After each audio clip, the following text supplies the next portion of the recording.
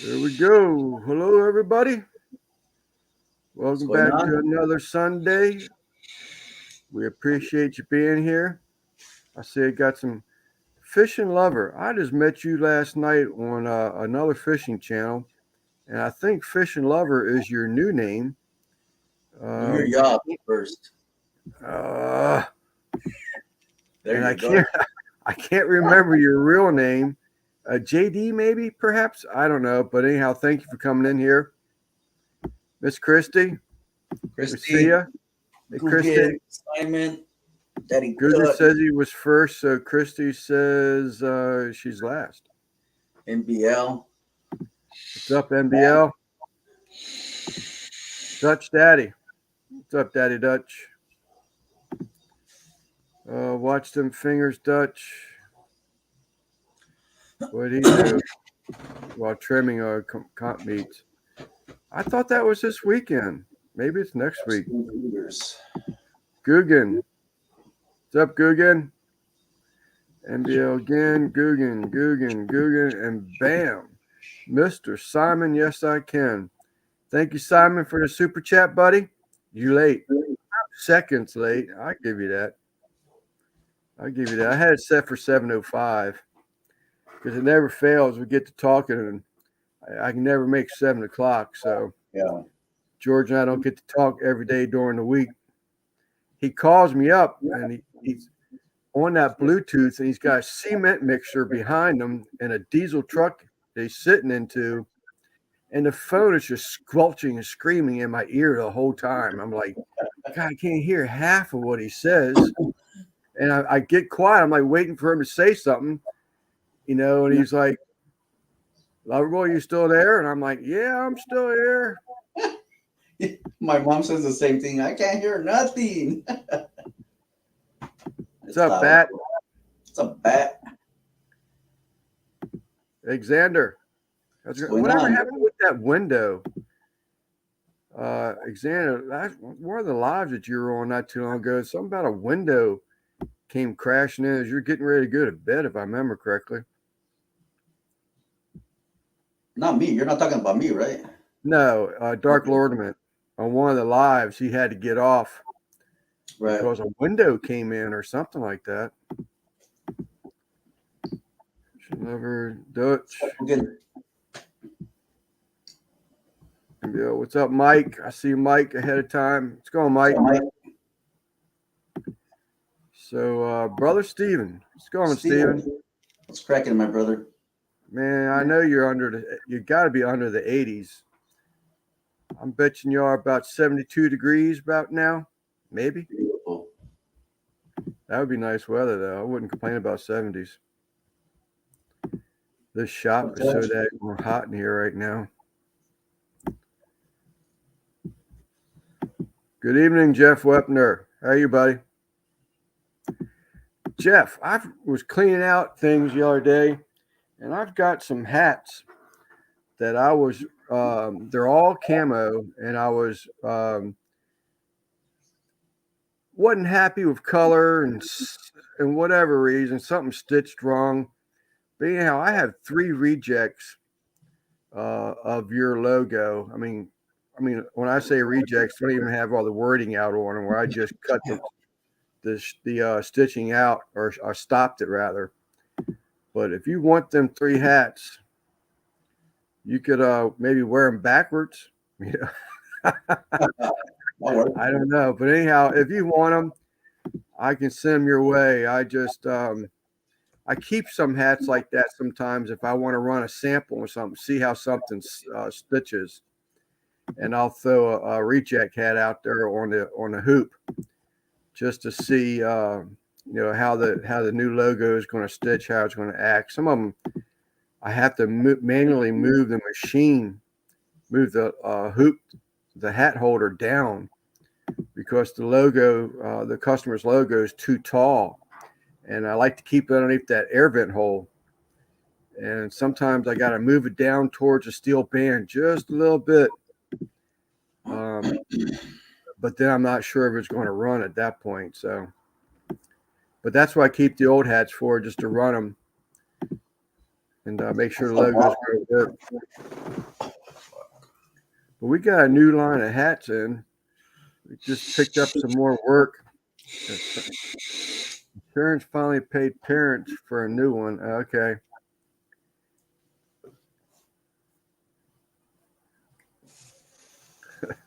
Okay. I remember something about that, and I think I've seen you one other time since then, and I couldn't remember. I didn't ask you, didn't think to ask you. Yeah, I guess it is cold in that room. But anyhow, Jeff, if you want those hats, I can ship them on out there to you. I don't know, they're all camo, and I don't know what they'd be good for, other than keeping the sun off your head, maybe, or keeping the heat in during the wintertime. Wearing sweater. Oh, is NBL talking to us in code? What's up, WAP? NBL, did you see that? I sent you something about I found another train place in Pennsylvania, and they've got a lot of old stuff and parts and stuff like that for old and new. So that channel that forwarded those other train videos to us, I mean, if they're interested, they seem like they have some stuff in there pretty neat. What's up, Rob? Me, I can't afford another hobby. I inherited my father-in-law's trains. I need to get through that stuff. I've got it all. I just repacked it all and put it away. What's up, Zach? Put in storage containers and put it away. Time to sort of mess with it.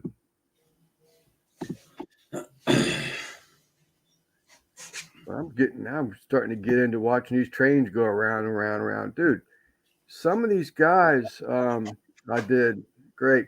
They're a young couple, just bought some property. They're actually working out of this building in Pennsylvania with snow on the ground, with no heat inside the building. Their pipes are freezing up. But they're making purchases and selling stuff, and they're reinvesting everything. They're a really young couple. I don't even know if they're out of their 30s, if they're even in their 30s for that matter.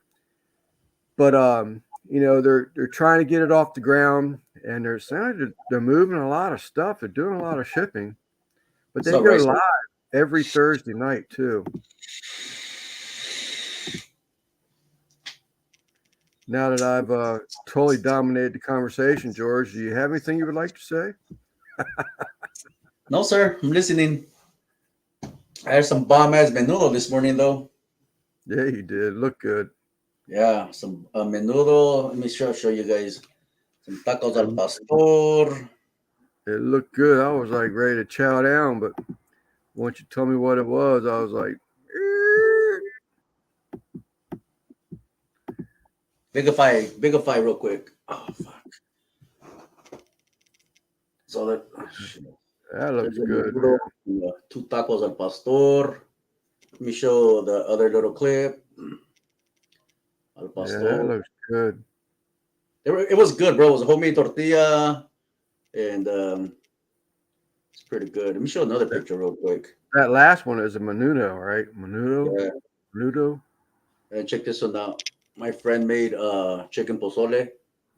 Shit, that looks fire, man. Right there. Bomb right there. Yep.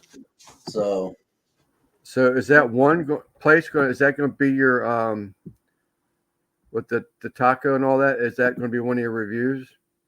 I should review it, to be honest with you. Hell yeah, man! As good as that looks. A high quality restaurant there. Their pozole, I mean, everything they sell there is top notch. Right. Yeah.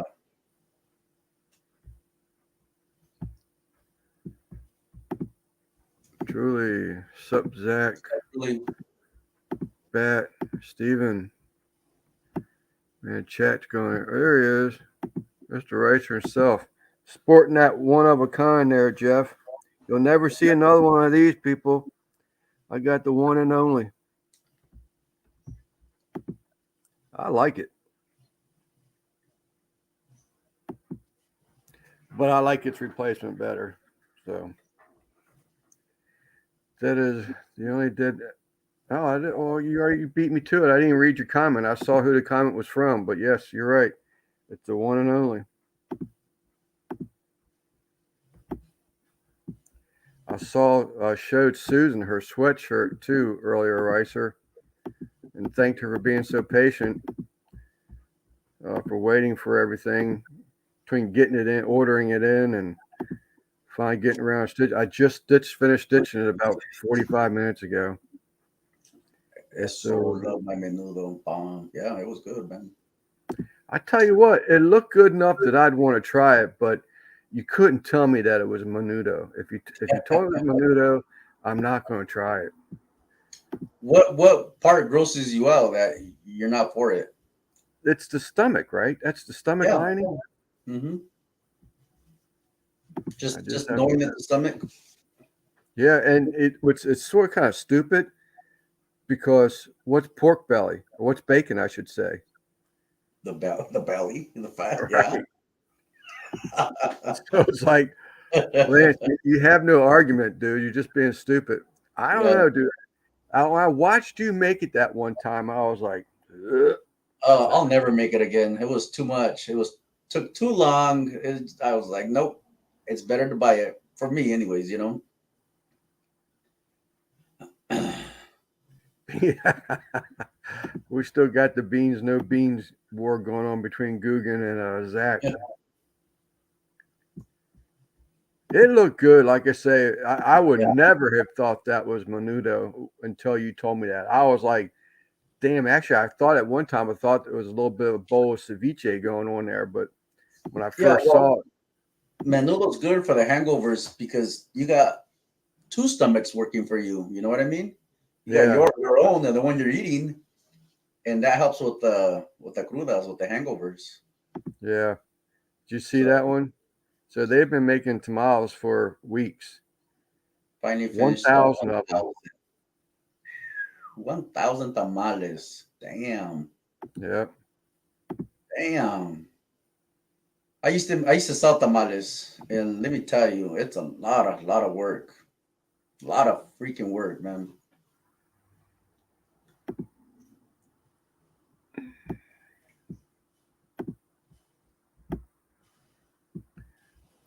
Yeah, Super Bowl coming up. I'll be filming that. You guys get to see that. It's gonna be a little bit of everything. Lance has no stomach for stomach. Órale, Troy V, what's cracking? The cook, you're saying? There's no stomach. Yeah, I'm gonna do a cook for Super Bowl. I requested a day off, but they denied everybody in February, so I might just take a sick day. We'll see how I wake up the next day. Frog penis. Órale, Simon. Yeah. I didn't digest that though. You could have. Or more money. If you only had brains. That was it Alice in Wonderland?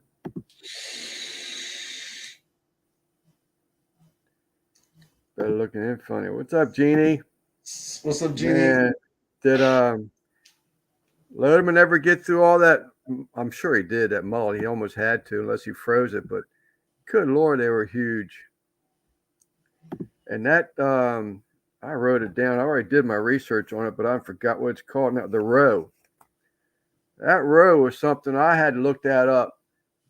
They're saying that roe actually is more expensive retail than escargot. No, not escargot.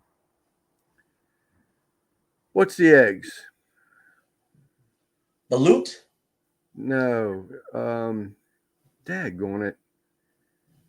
I hate getting old. You can't think quickly on your feet.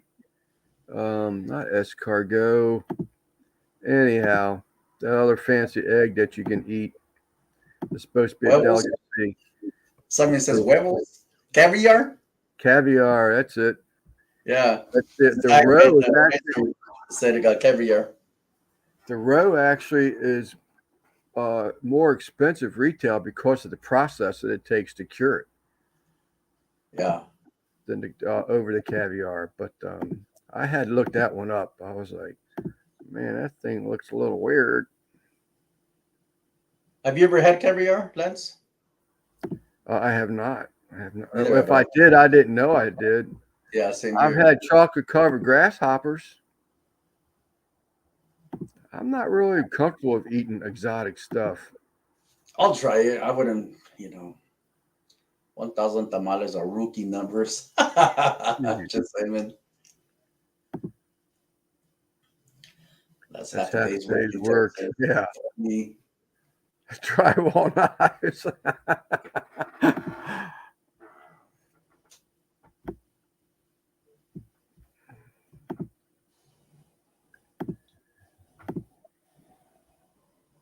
Man, it's quiet. There are three people 33. in this house, so we have to feed us. Some of the years, and then all the ones we made gave away at Christmas as parent. Oh, nice. Did you use parchment paper when you wrapped up those tamales? Made 12 days, 12 pounds.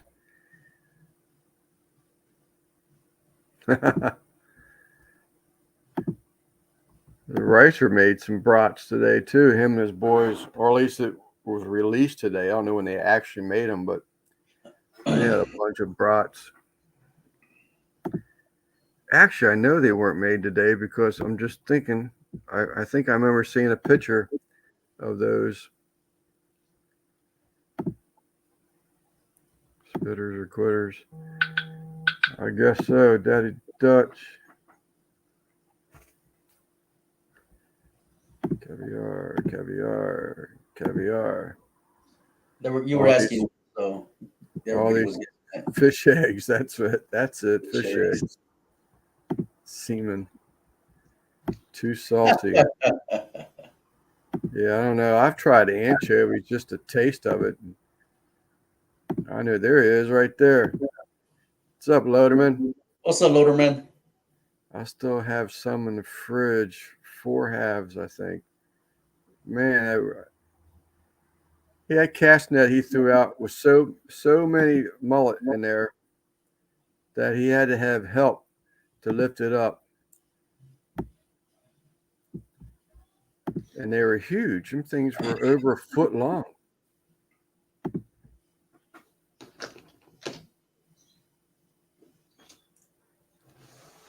Jeez.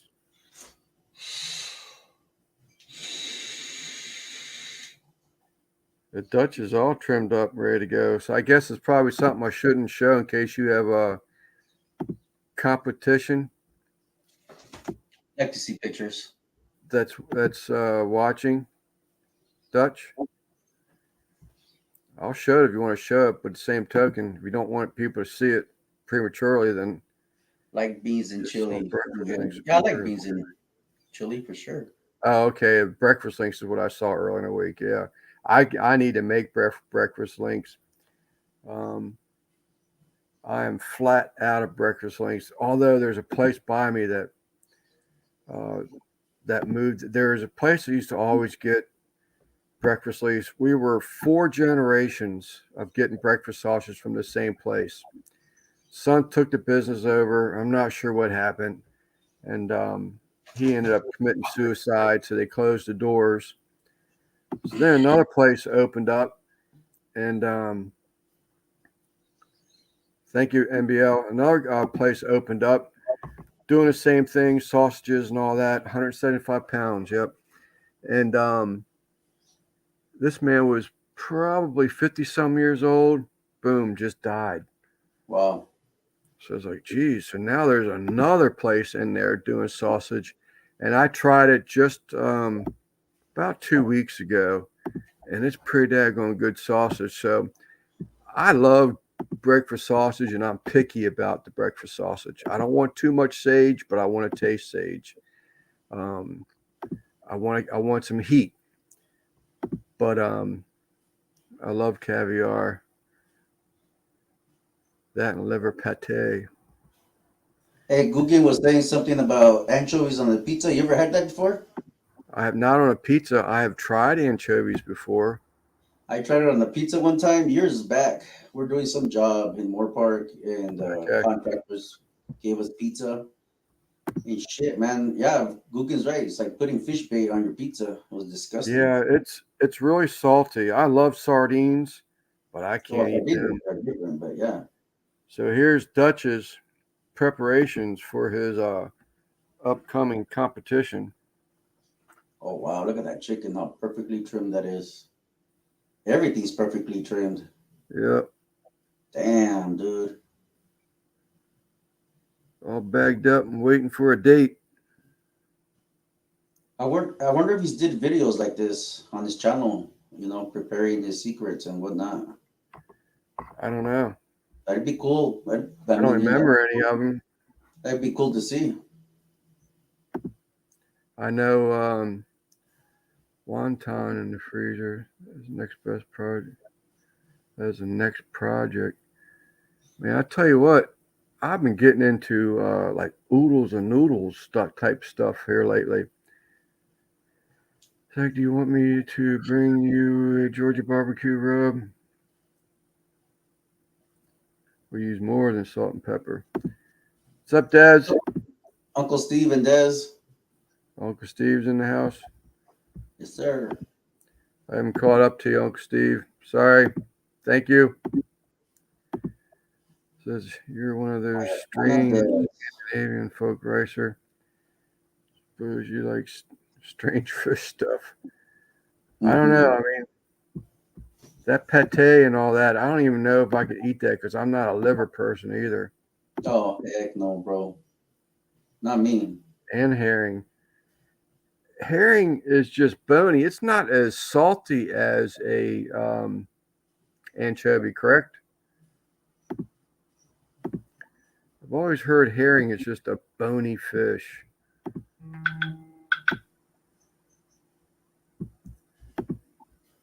Brisket medic. Googie there's a reason.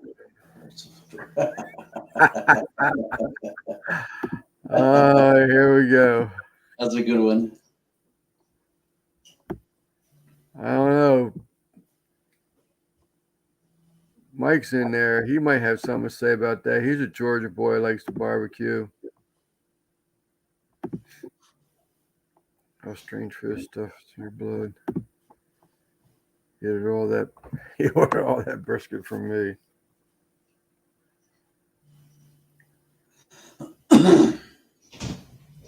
So, Ron, I'm catching up. Loverboy's trying to do his job. Here's another one. Oh, look at that. Very nice. Is that smoke bomb? Looks like smoke bomb. That might be going a little too far for him to say what he's got on it. Nuh-uh. So if it's Uncle Steve, it's not too far. That's another one from Kent. Let me catch back up. Christy. Hello, Rolling Smoke.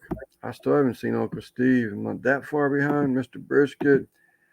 I'll bring you some anyway. There he is. What's up, Steve? Thanks for coming in, buddy. Sorry taking so long to get your comment highlighted, but I'm trying to give everybody their few seconds. Uncle Steve. I never did see a reply back from Steven to what their temperatures are right now.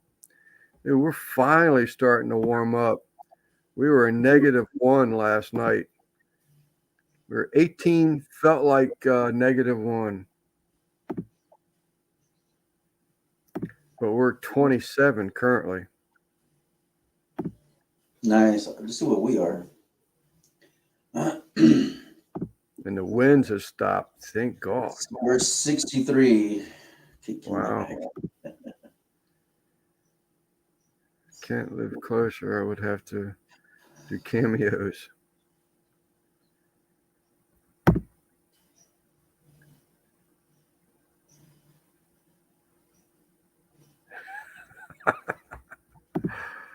Oh, Dutch are picking on you. Oh, yeah, that mystery box. I seen that.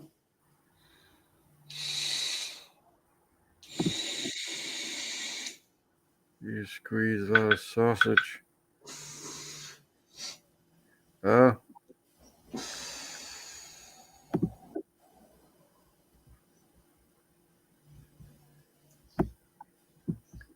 Medic. There's Christy again. What's up, Ryan? I see you there. Always wanted to try anchovies on pizzas. Love salty food and saltines. Yeah, but it doesn't taste salty. It tastes fishy. Probably good. Man, my phone is going crazy. What was I going to say? Oh, I had some salmon the other day. Saturday night, as a matter of fact, last night. And I told the wife, I said, I thought it tasted a little fishy. And she said, damn, now my daughter's hitting me up.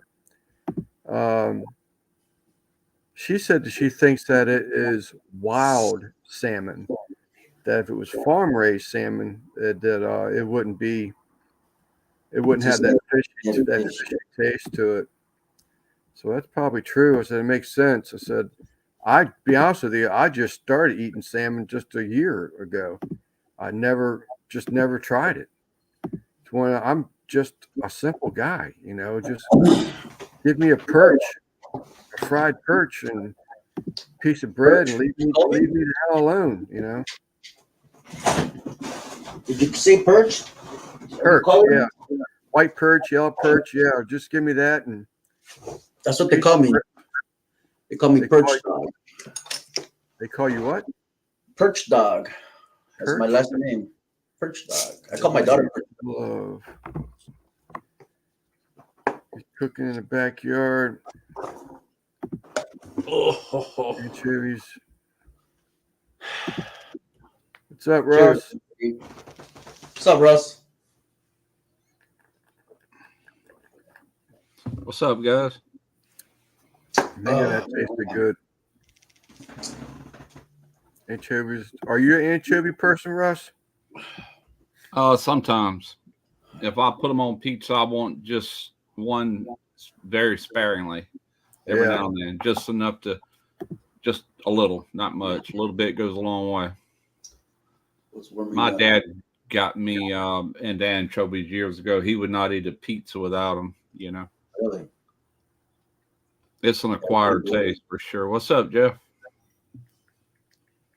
What's up, Madwood?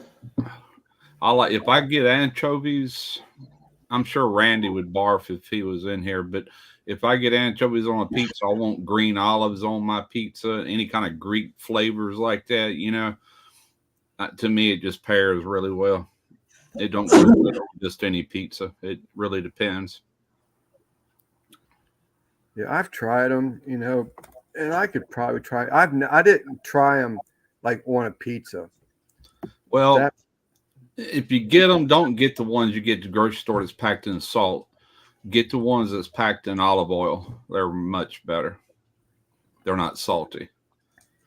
That's one I still have not tried yet, Christy, is the West Coast. I got a bottle of it in, but I had to pour it into a Ziploc bag. It was all over inside the bottom of the box where the box got beat to crap coming here. And I saved it all, but I was like, I just can't bring myself to try that stuff yet, knowing where it came from. I just haven't got any order from Uncle Steve again. What's up, CJ? Well, for the record, Worcestershire sauce has anchovies in it. Oh, I bet you probably does. Yeah, it makes sense. That's one of the ingredients. Yep, that makes sense. It's all about the umami, man. It's umami, but like I said, you got to eat just a little small amount, or that's all I can eat. It's pretty pungent. I hate this job. I'm glad people are here and leaving comments, but God, it's such a responsibility.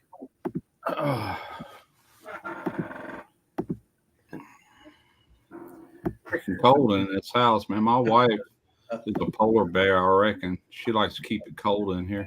Not here, man. I cleaned the wood stovepipe out a little bit, just knocking on the sides, trying to get that creosote down. Comes another one. MBL, that's not my tia, but that is my friend. What's that? That's Dutch. Oh, gotcha. Cooking with all the snow in the background. Wow. What's up, Mike G? I wonder if that isn't is that Quint's old smoker, Kent? I had anchovies on pizza once. Buddy ordered it. I had a piece and stopped. Tasted like fishy.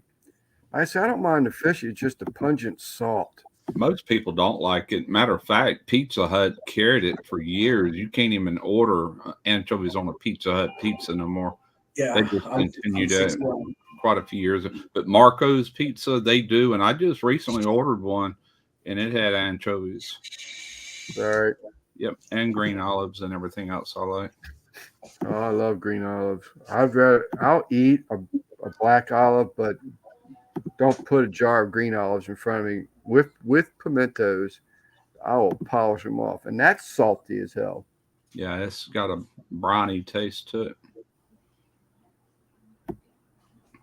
I need to try them again. I was young. Rose Gura? Yeah, that's my friend right there, lover boy. Pronounce her last name? Guerra. When I was Guerra. up in Wisconsin, Hello, Rose. go ahead. Russ. I'm sorry, Russ. Go ahead. I was just going to say, when I was up in Wisconsin, I finally got to try that pickled herring. That was pretty good. Is that right? I tell you what it reminded me of when I did those pickled shrimp on video back in the summer. I think it had almost that. It didn't taste like shrimp; it tastes like fish, but it had that flavor to it. Whatever they pickle it in, it's very similar. Almost a sweet taste, but not really. More of a pickled flavor. Yeah, right. But I love sardines, man. Sardines on a pack of these, and I'm good to go. Yes, sir. Sardines, and I tear them up. Can't get any green olives on pizzas around here anymore, but black Ooh, there olives. we go. Green olives with blue cheese. Hell yeah. Mm. I like all the weird food, man. I love blue cheese. I love all that kind of stuff. I'm stuffed, and this stuff is like I would try a lot of the stuff we're talking about right now, except the menudo. No menudo for me. I need to try it. I got an opinion on it without even eating it, and I need to try it. One of my favorite hors d'oeuvres that I like to eat, like at a party or bring to a party, is you take a little chunk of sharp cheddar cheese, a smoked oyster, and a green olive with a pimento. All three of them flavors just, I don't know, boy, they just pow in your mouth. My mother-in-law, she gave me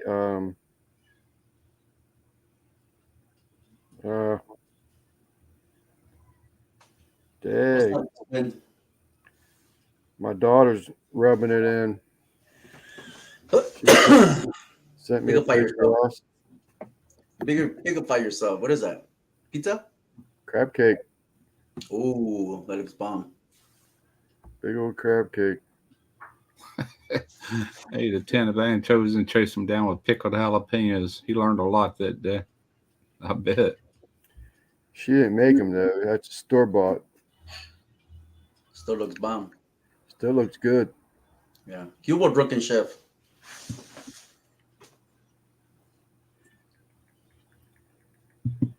All right.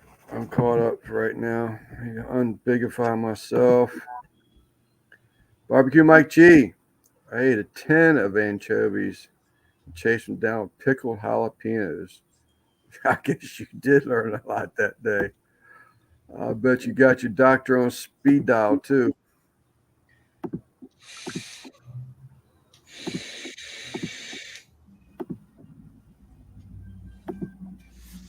Barbecue Mike. Mike, are you a butcher? Are you a butcher? I wonder if Mike getting a butcher by chance. I notice he's got a lot of knowledge on cuts of meat.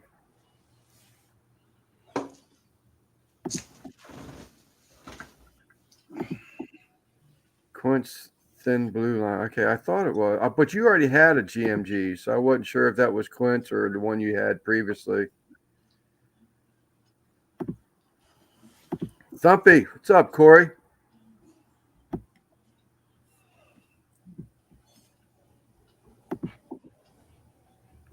Chris, 4 Grieve olives stuffed with blue cheese. Yes, sir. I do that. My mother-in-law, she was always like, she would try different things, and she gave me some type of a cracker. I can't remember the name of the cracker, but it was cream cheese and green jalapeno jelly on top of it. And I mean to tell you, man, I tore them things up. They were so good. Tarina's buys bagels almost every week, and she bought a new spread the other day. It's a cream cheese spread, but it was jalapeno flavored. That was pretty good. There's still some in the fridge, matter of fact. How's your new channel coming along, Russ? I've already got it built. I'm just having to shoot content, but I'm still waiting on things to come in here. Nice. But I'm gonna I've got to shoot a video for my channel. It's supposed to rain all week, so it's probably gonna be an indoor cook. And then I'm gonna start filming. I want to get at least 5 videos complete. Then I'm just gonna upload them, and then I can talk about it on my cooking videos to try to get people over there. Heck, I've already got like 80 something subscribers. I ain't even got the first video out. Nice. That's a real support right there, man. Yeah. I wish it would warm up, man. It's just so freaking miserable outside. The wind is cold. It's God. Now it's supposed to rain all week. Same here. Same here. Tahini, is that like a salty, spicy? It's like Gator Shake, Okay. but Gator Shake is way better than Tajín. Indian tacos. Yeah, I still got. I have asked questions, Corey, when you said something about a taco that you wanted me to try and make, and I have asked questions, but okay, but I have not done it yet. What's up, Chef? I got George. Can you send Simon the link, I will do that. please? Okay. I thought Simon had already shared it, but he's saying he never that he didn't do it. Later, Jeff.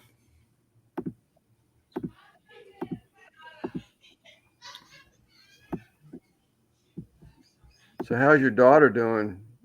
805. I'll send it to you right now. Simon, give me one quick second. Or just skip him and go wherever to the Discord thing. I don't have access to that right now. Or I don't have access to it anymore. I can eat a quart jar of pickled herring. Really? That's the only downside, ain't it, Jeff? All that cleanup. God, that's almost enough to make me put off making sausage. I hate doing that crap after the fact. But if you don't, man, it gets, oof, don't let that stuff dry out. Back in caps. Oh, I get that.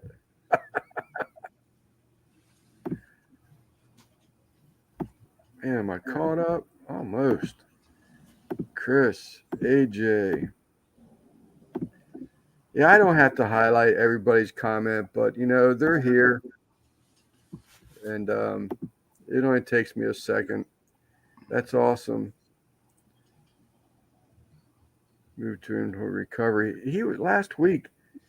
I think he was feeling better, but I think he was still needing the painkillers. All right, it's sent.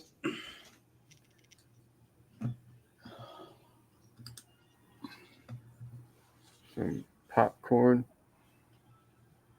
I want to make some popcorn. No, we won't.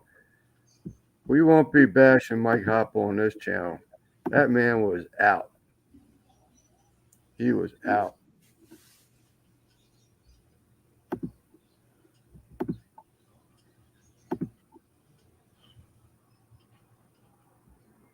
I don't think he even knew. I talked to him yet the next day, or I should say the next late afternoon. I don't think he remembered too much about it. What's up, Mike? I worked in the meat department for 10 years.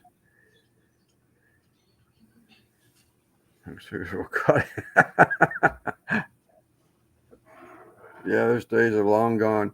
I had a cousin that said that he worked for a fairly big food chain. He was a meat cutter, and he was telling me that some of the stuff that they would do with like bleach water and stuff like that, so that they could repackage stuff after it was washed. I was like, wow, never again.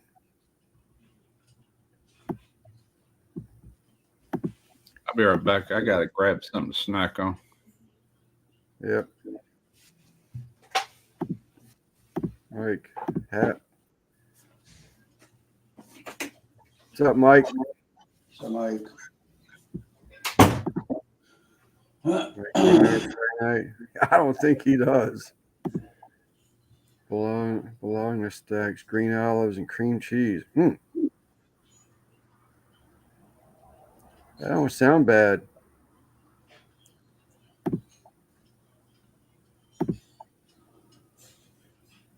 Gmo cooked Aura food for barbecue, Mike. Yeah, that sounds pretty good, actually. Mike is alive. Yeah, he is.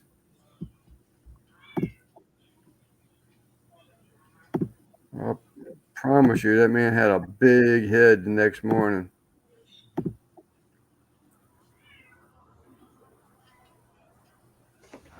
All right. She never hatched. I pissed everyone off. I'm sorry. Yeah, where was I Friday? Oh, I was working. Friday, well, I went kind of late, but I was working. All right, Ricer. Thanks for hopping in, buddy. See you later, Racer. Take care, man. Susan seems to be happy with her sweatshirt. I just finished it this evening and sent her a picture and thanked her for her patience.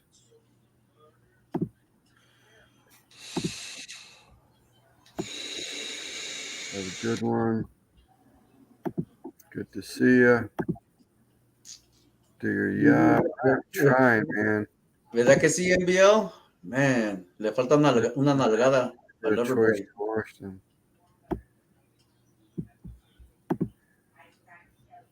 Get her done. We need to bring NBL on the panel. I would love to see NBL on a panel, but I don't think you're going to get NBL on a panel. We can pay him with barbecue. I'm sure he'll take that.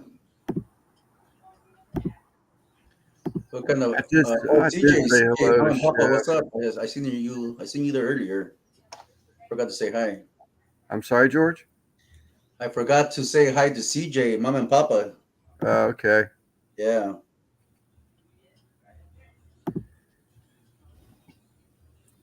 I have 9 pounds of brisket trim.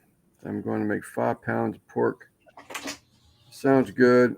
I got pork sausage in my future, very near future.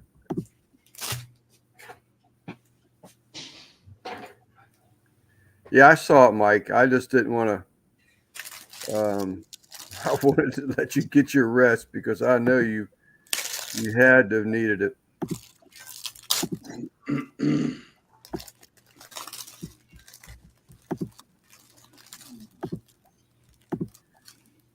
No, you're fine.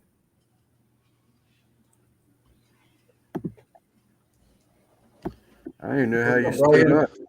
What's going on, my brother?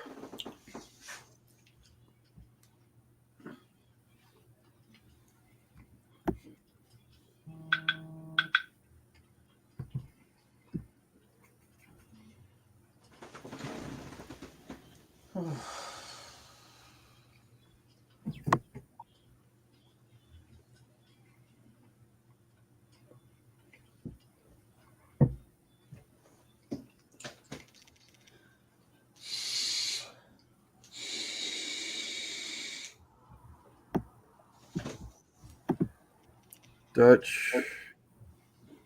Sides hurt from laughing. There's definitely a lot of laughing going on.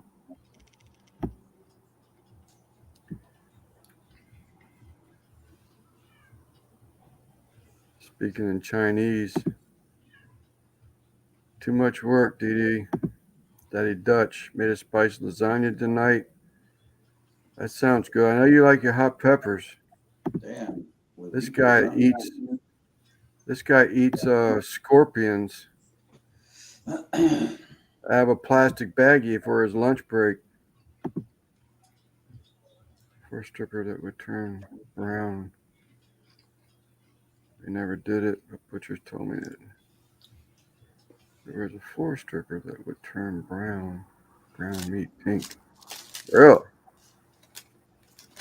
Yeah, that's crazy. Yeah, he said that they would do a deleted bleach water, and if I remember correctly, it was for the seafood. And they would rewrap it, I'm sure wrench it, rewrap it, and put it back on the shelves. George, the Raquel Dump old lover boy. I don't see her around. I don't see her around at all. I don't even know if she's even posting videos anymore. What's up, Brian?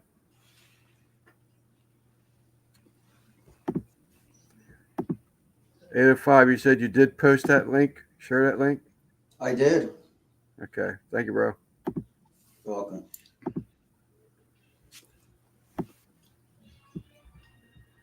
Man, am I caught up? Unbelievable. Italian is the best. Yeah, Xander, he's got a house full of women. And they're all cook. That could be. That could be. Haven't seen Shayna lately either. I saw her last night. She was live last night. I'm talking about in your chat or your. Oh, You know, yeah. No, I don't. Yeah, I don't know how much she. Let me see Raquel on her OnlyFans page. I don't know that she really goes around the lives much anymore. She started another thing at another. I'm not gonna remember what it was, but it's another place where you can sell, not a TikTok, not a Etsy. What was your favorite chili? Is that for you, George? Tell me, let me see. Or Mexicano? What is your favorite chili, Señor Mexicano? Salsa verde, green sauce. It's just made with sometimes the serrano peppers or jalapenos, tomatillos, garlic, simple usual salsa. I can't handle spicy stuff. I have asthma, so sometimes it flares up my asthma and freaking I'm dying. You know what I mean? So I gotta be careful when I eat spicy food, if you will. I tell you, I used to tear up some spicy stuff, but I started laying back off of it. And now it's like I can get back into it some more. Too much pasta, not enough barbecue. I do love me some pasta dishes, though. Italian. I was I've raised. always loved pasta. It's one of my weaknesses. Was the best around. And pizza. Not the American knockoff stuff. Uh-oh. Here we go. No. It's going to be another one of those beans, no beans things. Italian or American Italian?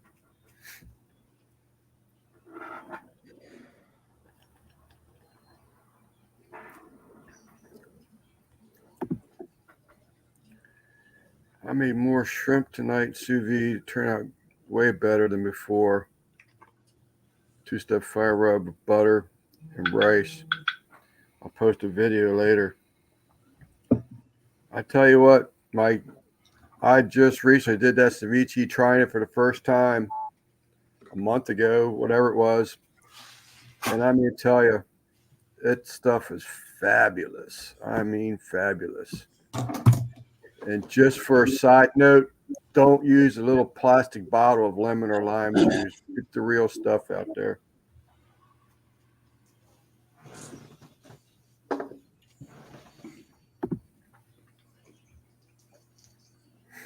Buy USDA fish on a boat. Yeah, that'd be nice. Excuse me. Be on the boat and ice for 14 days and still be considered fresh. Really? Yeah, think about them swordfish. They go out. They don't do that overnight. They stay out for days on end. I guess I just thought that they had a like those deadliest catch guys, and they got like those offloads in those places where they could take and dump their loads. Really depends on what kind of boat it is. My best friend, he's got 2 shrimp boats, and one of them is like 90 foot, and the other one's I think 60 foot. That 90 footer, he fishes all the entire Gulf, plus he goes on the East Coast, up and down the East Coast. But it's got freezer units. It's got a brine tank where they flash freeze all their product, and then they store it down on them 20 below freezers. And I don't know if you've ever had flash frozen shrimp, but it don't get no fresher. Matter of fact, when you finally do thaw it out, you got to let it age a little bit, so it tastes like shrimp that come off of an ice boat, But yeah, they stay out for 30, 60 days, however long they want to. But that's flash frozen. Yeah. They got the brine tanks and use all that salt and everything. But I tell you what, man, they freeze them, and when you pour them out of them green bags, they're just all separate. They're not stuck to each other like you would think. They're all individual, but rock hard. They're still hopping when they freeze them. That's how fresh they are. When they go like 20 below, it just suspends them. So like I said, when you go buy them like that, you need to let them hang out in your sink for 2 or 3 hours and soak in water to kind of get some age on them. Seriously. Then they peel easy and they taste right. Let them age a little bit. Yeah, Corey. You tell him, Corey. Yeah, I choose my poison. Beans always enjoy. That's right. What's up, Arden? Big crab boats in Alaska have live well holding tanks. This is true.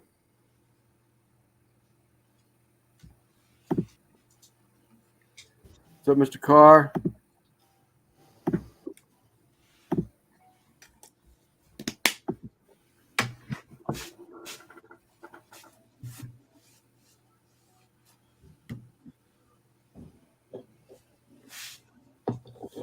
Yeah, years ago, my buddy, he come up on running ice boats. They'd blow all that ice up in the holes before they left the dock, and they'd stay out like 3 or 4 days, and they had to come in and unload. And you got to stack them a certain way too in them ice holes.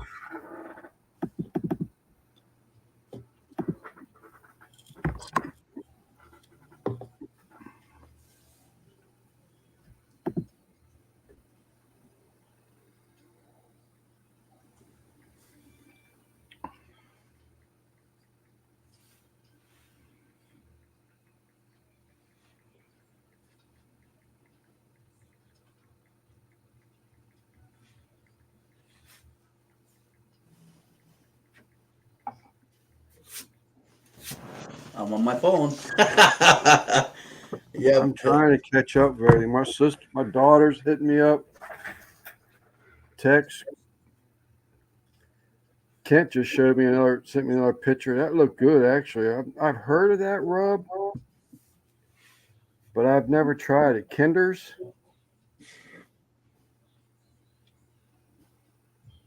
It looks good. Oh, that's a sauce. That's barbecue is fun. What's your all favorite wood? Red oak for me.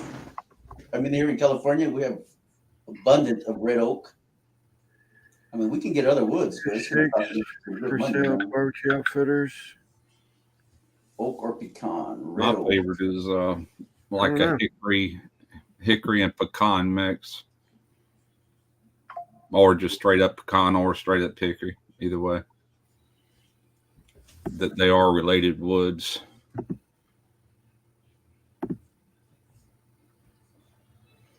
Yeah, I had a dream about smoking some sausages again, and I didn't have enough. I think it was pecan. So damn. Hey, pecan, what's that? Pecan. Pecan. Pecan. Pecan. So I ended up mixing apple with it. It was one of them dreams. I like mesquite, but in the charcoal form, Whatever's great fun. on carne asada. What's y'all's favorite wood? I'm the pecan Pecan. myself. I do like hickory, but pecan is what I prefer to all the I time. don't say pecan. I say pecan. Part of the chant in the chat. Randy. Oak or pecan. Is it okay to freeze leftover sauce? Haven't tried it. Do you want to see? Fruitwood and mesquite. No, Mike. We're good, buddy. Fruitwood. I used to. Well, let me go way back when I was younger. My grandfather would take me picking, and they would use fruitwood to warm up the burritos. So my grandma would make burritos in foil, right? So they'd burn all the fruitwood in the middle of the orchard early in the morning, and then it would put the burritos right around the coals, and that's what we used to use fruitwood for. I like blackjack oak too. That's mainly what we've used the last 2 years over at Derek's house. That's mainly what he has in his yard is blackjack. I don't know if you get any flavor from fruitwood. I don't think I've ever used it for cooking. Sent a pic of Kendra's hot honey and bourbon peach. Yeah, I want to try. That sounds good. That hot honey, I actually looked at the grocery store just because it popped in my head while I was shopping a couple weeks ago, but they want like $12 for a little bottle of hot honey. I was like, it was just a off the wall brand. So I said, I'll just wait, see if someone else has it that actually makes a rub. Yeah, that stuff looked good, Kent. That picture.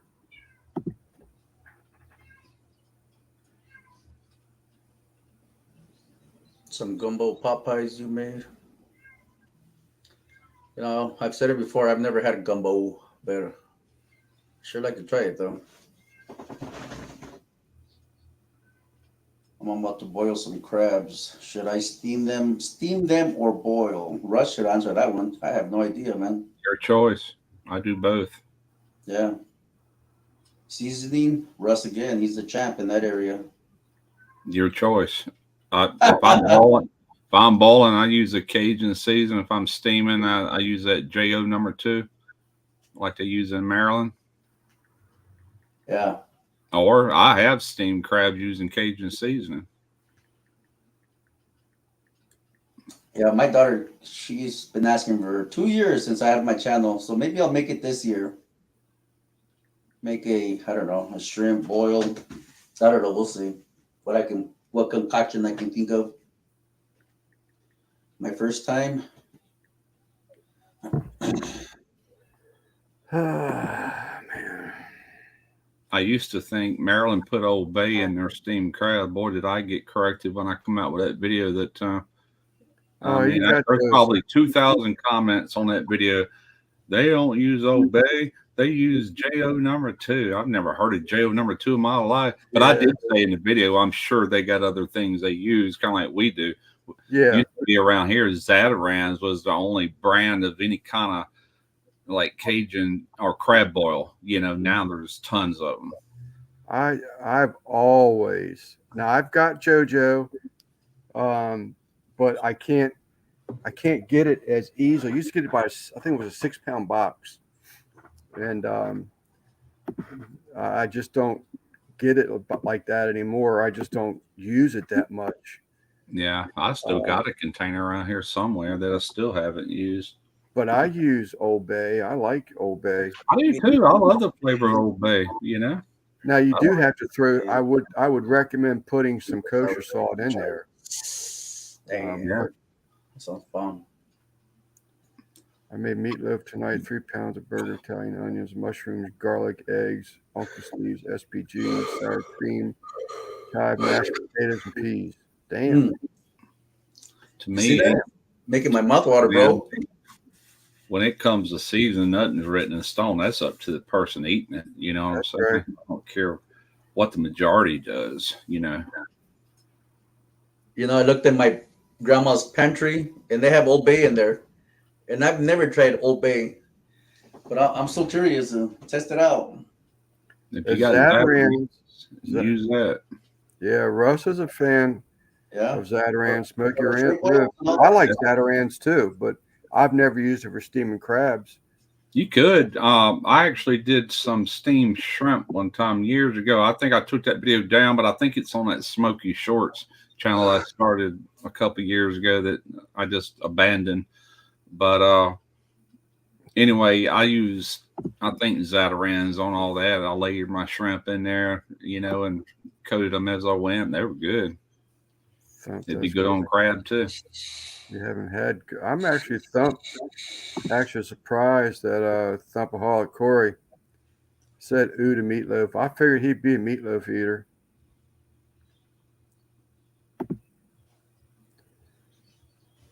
I use Old Bay for blackening.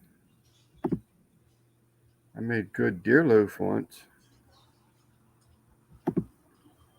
I don't think I've had Old Bay. Oh, really? I like meatloaf all right if it's done good. Not the only I one. like hamburger steak and gravy too. You know, ain't got no problem with it. Mashed potatoes, heck yeah, that's comfort food. Yeah. That meal that Chris whipped up, that sounded good. Oh, heck yeah, dude. Yep. One of the first videos I did, not the first, but one of the first when I started my channel, I did a smoked meatloaf, but I wrapped it with a bacon weave, and that was pretty good. Ooh, heck yeah, that's a good idea, Russ. That was like I said, I was probably 6 months into my channel then. That was 11 years ago. I bet you it was so moist inside because that bacon retains all the Yeah. juiciness plus all that fat running into the meatloaf. Plus the flavor of the bacon. Really, you discard the bacon. I mean, you could eat it, but it was mainly just the flavor of that meatloaf and everything. Damn, dude. Yeah, that's a fantastic freaking idea right there. There you go. Now we got a believer. Yep. Great Yeah, idea. there you go. Did you That's add any anything. barbecue sauce on that bacon, Russ? Or no? What's just that? like- Did you put barbecue sauce on that meatloaf bacon? I'll or be no? honest with you, I don't remember. I did top it with something. Yeah, I don't think it was barbecue sauce. It might have been. I really don't remember. maybe it was ketchup. I know my grandfather would put ketchup on it. I wasn't a big fan of the ketchup, but I'd have to go back and watch it, man. That was a long time ago. But I Yeah. do remember the video. Pepper or hickory? Hickory. I'll Hickory eat peppered bacon, but I'll take both. You can do both. Yeah. You could do a hickory smoked peppercorn bacon. yeah, I do like a peppercorn bacon, but I probably prefer a hickory smoked bacon over that. Apple smoke. Over an apple smoke, maybe, or something.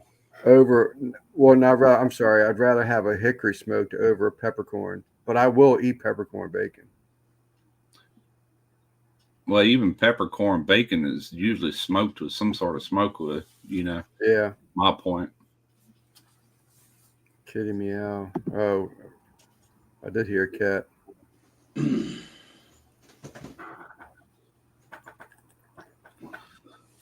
Oh, man. Old Bay is good. Yeah, I want to So try it out. Whatever. What's your hours for tomorrow? 8:05. Oh, I go on the crack of dawn again, bro. Oh, is that all But right? here's the thing: it's supposed to start raining in a little while, and man, I really wanted to stay home tomorrow. I'm tired from these nights. It throws me off, crazy. You know what I mean? We go There in you go. Friday night, and then we come out the following day, Saturday. Who knows what time? You know what I mean? That picture you shared, that pour, man, that thing looked huge. Oh yeah, let me share it. Let me share it so everybody can see what I'm doing in the middle of the night. It's massive, bro. We're supposed to get rain 5 Oh, days. shit. Damn. So there it is, right there. All that concrete they're standing on, we already did that. Right. So we got all the way over there. So you see all the trucks that they're everywhere. You know, we had 100 trucks. Let me show another picture. I want to show the rebar. Yeah, I know. I'm thinking, I don't know if there's going to be an elevator in there or what the hell that's going to be, because that's a lot of rebar. You know what I mean? Earthquake proof, isn't it? Jeez, a foot. I don't know what the hell they're building. Guggen asked me what they're building. Earthquake proof. Yeah, I don't know what they're. Oh, here's another one. Yeah. See Is that up in the air? Yeah, they got 4 booms. So they got those 2 right there. They got one way far at the end and the one I'm at. So yeah, I see the one over the end. Yeah, I see that one. Yeah, they got 4 booms. And I kid you not, the whole city of Inglewood and LA was Cemex everywhere, man. And it looks killer, you know what I mean? So this is Inglewood right here. I'm waiting in line. See, there's trucks in front of me. So we wait about an hour at the plant, and then we wait about another hour to unload at the job site. Y'all got them. I don't know what you call them. It's like a hose or whatever you pull way up in the air to pour the concrete on multiple floors or whatever. Yeah, the boom. It's just a boom with the hose on it. And those booms are going full force. So it takes literally under a minute to unload 10 yards. Like that. Quick. Yeah. It's crazy, ain't it? So we do 35 to 4,000 yards in a 6-hour span. I mean, it takes forever, but yeah, it's good, man. I only do 2 to 3 loads max on the job site like that because there's so many damn trucks. What kills me is the drive over there. It takes me 2 hours to get there, and sometimes it takes 3 to 4 hours to get back because of LA traffic. You know what I mean? Can't they make like a little makeshift concrete processing plant for something that big? Yeah, they can have a mobile concrete plant. But I don't think the city of LA is going to allow it. We needed some crazy permits and shit. You know what I mean? Now they got it towards Santa Barbara. We've been doing that freeway for the last 6-7 years. And Granite, it's a big, large company over in California, and they put up a movable plant, if you will. You know what I mean? So it just depends where you're at. And this is Santa Barbara is more like in the country area. So I'm not a concrete person either. So if you're in the midst of a pour of one of those columns and you run out, and by the time you go down and get reloaded and get back, that concrete, shouldn't that concrete still be wet? They got multiple trucks that show up. It ain't just one truck. They probably got all that figured out. No, I agree. But if you had 3 pump trucks in there then, and even let's just say one of the 3 ran out, you know, and it had to go back for a refill while the other 2 are still pumping in their column. No, it wouldn't happen that way because you got over 100. You got 100. Think about it, Lance. 100 trucks, bro. That's 1,000 yards in 1 hour. They're not gonna run out of concrete. Okay. It ain't gonna happen. You know what I mean? It's too many. They got that all figured out to where they don't. Yeah, I'm sure it is. I'm probably just overthinking of it. Yeah. Thinking about what's up, Lewis. I'm sure I'm just. Lewis? Yeah, in the street, I should take pictures. In the street, there's literally 20 trucks parked to get unloaded. But it takes an hour to get unloaded, and it takes about another hour to get loaded. You know, there's just so many trucks. A lot of slabs are going to have expansion joints anyway, to where you could, go in between. Like, you know what I'm saying? I don't know if all of them do, but I know a lot of them do. You know. Yeah, no, I was thinking. I was thinking it was just those 3 pump trucks that were assigned on that job site. And that when Yeah. you showed me the lineup, they were just lined up to get no more concrete. I might have a picture. Let me see if I can find one. Yeah, they poured them columns like that, and they dropped them vibrators down on them to settle that stuff, as they're working it up. Yeah. That was a lot of rebar. Good God. There was a lot of rebar. I mean, they beef them up in California, though. They have to. Let me see if I know I took a picture a while back of all the trucks lined up. And this was a different pour.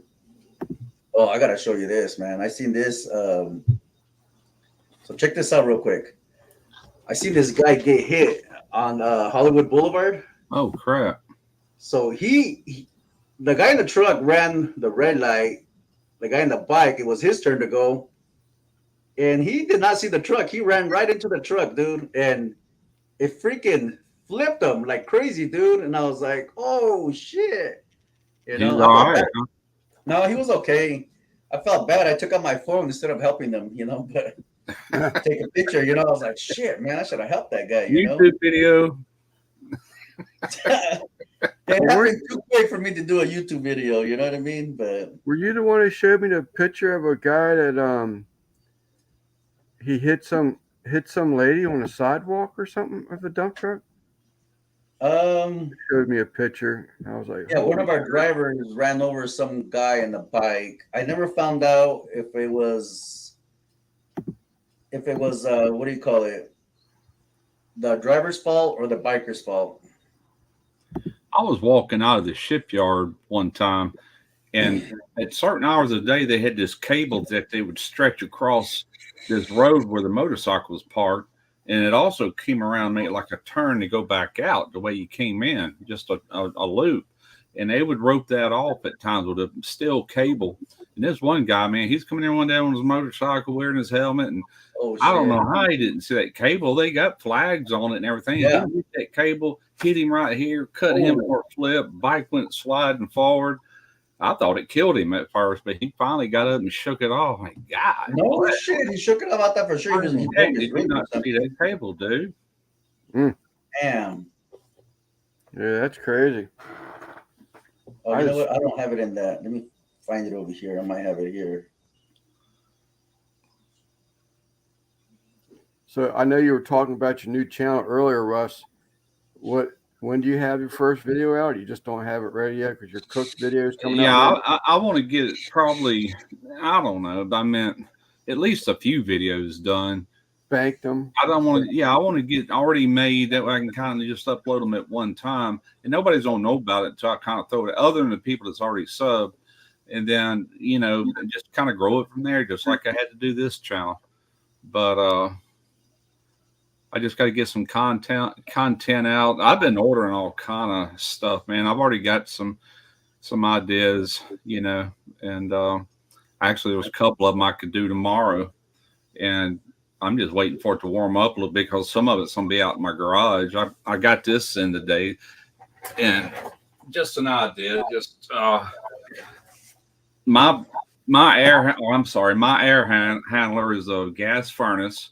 Then on top of that is actual evaporator for the outside unit. It's a split system, central heat and air. And anyway, they install these almost all new units, but this is an older unit. It's not that old. It got replaced probably 5 or 6 years ago. But you know what the condensate pan is, where your A-coil is? Mm-hmm. You got a pan because when you're pulling that warm, moist air across some coils and it's cold, absorbing the heat, all that runs down into a pan, and then it runs out of PVC pipe and then outside. Well, those are notorious for not only the dust that gets by your filter, but also just algae growth over time. They will plug up. Next thing you know, overflow, and I don't want this one overflow because underneath it is my furnace, and it's got printed circuit boards on it, and it could fry some stuff. So I invested $25 on this switch right here. And it's a float switch. It's that little thing on the bottom. When the water floats, it kills the power. it will kill the power to the red wire on the thermostat, which shut down the inside and the outside unit. And anyway, I want to install that, and there's a place already there, but I want to do mine a little different. If you look at where your drain line comes out, there's usually a plug there. If you don't have a secondary drain, there's usually a plug there where you can install a secondary pan under it. It could go all the way to underneath or wherever, you know. All right. And anyway, this will go on that secondary plug. A lot of people put them right there and leave it, but I want to actually take and run my PVC down a little bit and then put it right here, because with the fan running, it's actually creating like a negative pressure, almost like a Ventura effect on that piping, and it will fill up quicker having it come out and draining down, getting away from that Ventura effect. It will work better doing it like that. So I want to show all that. That's one video right there by itself. But while I'm in there, I'll probably clean my coils if they're dirty and need it, you know. And then once it warms up a little bit, I'm going to show things you should do every year prior to firing up your AC just to maintain it. And then it's a little late this year, but you know, show how to do the furnace, how to clean the burners, how to check everything out, how to clean your what do they call that? It's a heat rod or hot rod. How to clean that, you know, just from the flame hitting it, it can get a little crappy on you, and how to check it if it fails, just all kind of stuff. There's a few ideas. But that freezer problem I had here a while back, and what I did to replace or repair that for $10, Right. That'll be a video. Just all kind of things. But that even goes to, I mean, I've seen exactly what you're talking about as far as your drip pan. I've actually run service calls on that. Yeah. Because people think that there's something leaking, you know, a pipe leaking in their seal, and they see this water stain in their seal and stuff. Yeah. But that it gets all that slimy stuff there because it's not a moving water; it's just a dead Right. water. Stagnant. Even if you have a condensation pump, you should even clean those things out periodically, because they'll get they'll pump out water, but there always will be some water remaining. So, I mean, even that water after a while gets like a slime build up. Yeah, absolutely. Most of them, like mine, is gravity fed. It's just like any other plumbing with a slight tilt to where it runs downhill. Now mine, it comes out of the unit and turns and goes, and then it's got a steep incline going out. You know, if people would think about it, they could take a wet vac every year and just suck that thing out and probably keep it clear. But most people don't. They usually don't address it until there's a problem. But this will buy you some time anyway, because it's going to shut down once that float goes up, and it's not going to dump water everywhere. And that's going to be the first thing I look at. So, I got that switch installed. That's probably got my low voltage cut off, communicating with the rest of the AC unit. And right. I would go there. If that's not the problem, then you go from there, you know. No, WAP, you just got to start selling those little low voltage auto shutoffs on the systems you install. That's all. Here's a quick picture I want to show you, Lance. When I'm going to show people a lot of stuff. Good. Well, that would definitely cost some people some calls that they would normally call the HVAC guy. HVAC guy. 4, 5. Was it 8 trucks? No, you got more than 8. 5, 6, 7, 8. I'm sure. Probably, yeah. It goes all the way. And then I'm not showing the whole picture either. You know what I mean? Yeah. So it goes way back. But yeah, you know, like outside unit, you have most all of them have a start capacitor. A lot of times they're combined start and run for the fan, start for the compressor. Those are so easy to check. You do have to have the right instrument to check it with, but the capacitors don't cost much. And if you call an HVAC guy to come out there and check that and change it, he's going to charge you $400 to $500. Yeah. And you could actually literally do it for, nothing compared to that. Probably, I don't know. Depends on what brand you get or whatever. But I'm going to say $20, $30 possibly, something like that. Yeah.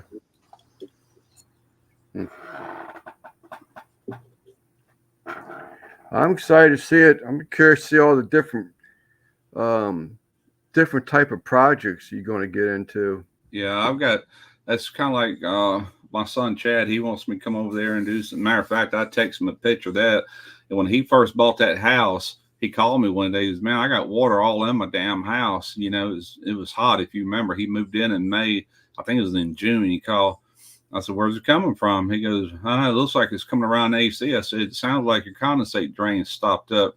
Well, how do I clean it? I said, "You got to get to where it's going in there and blow through it or do something to blow that clog out of there." I said, "If you can get a water hose," I can't. You got to see it. And, I had never looked at it.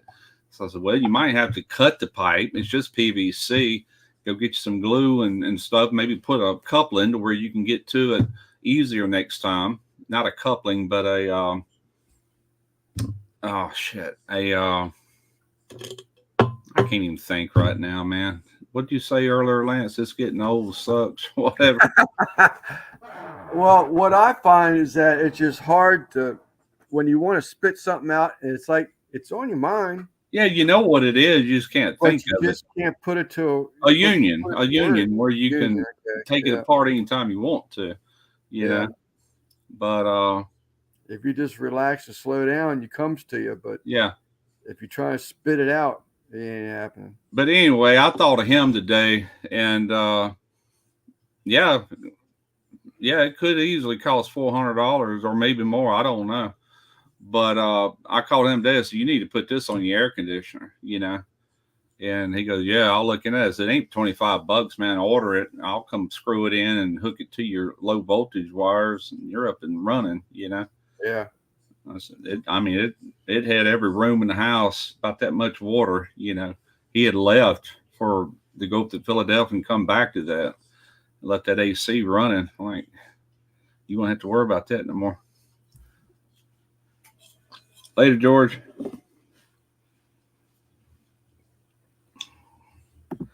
But anyway, yeah, I'm looking forward to it. It'll be a change of pace for me anyway.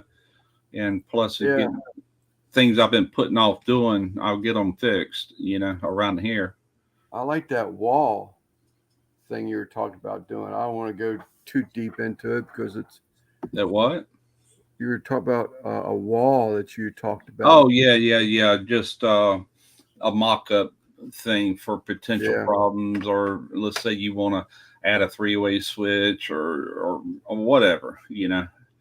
It's gonna be all kind of. I've been taking a notebook and writing down ideas as I think of them, you know. Yeah. Well, Carl, that's good, buddy. You got something. Not everybody's got that. Got something installed properly. I've seen it, you know, where they have very, very poor fall, and there's usually water laying in that pan.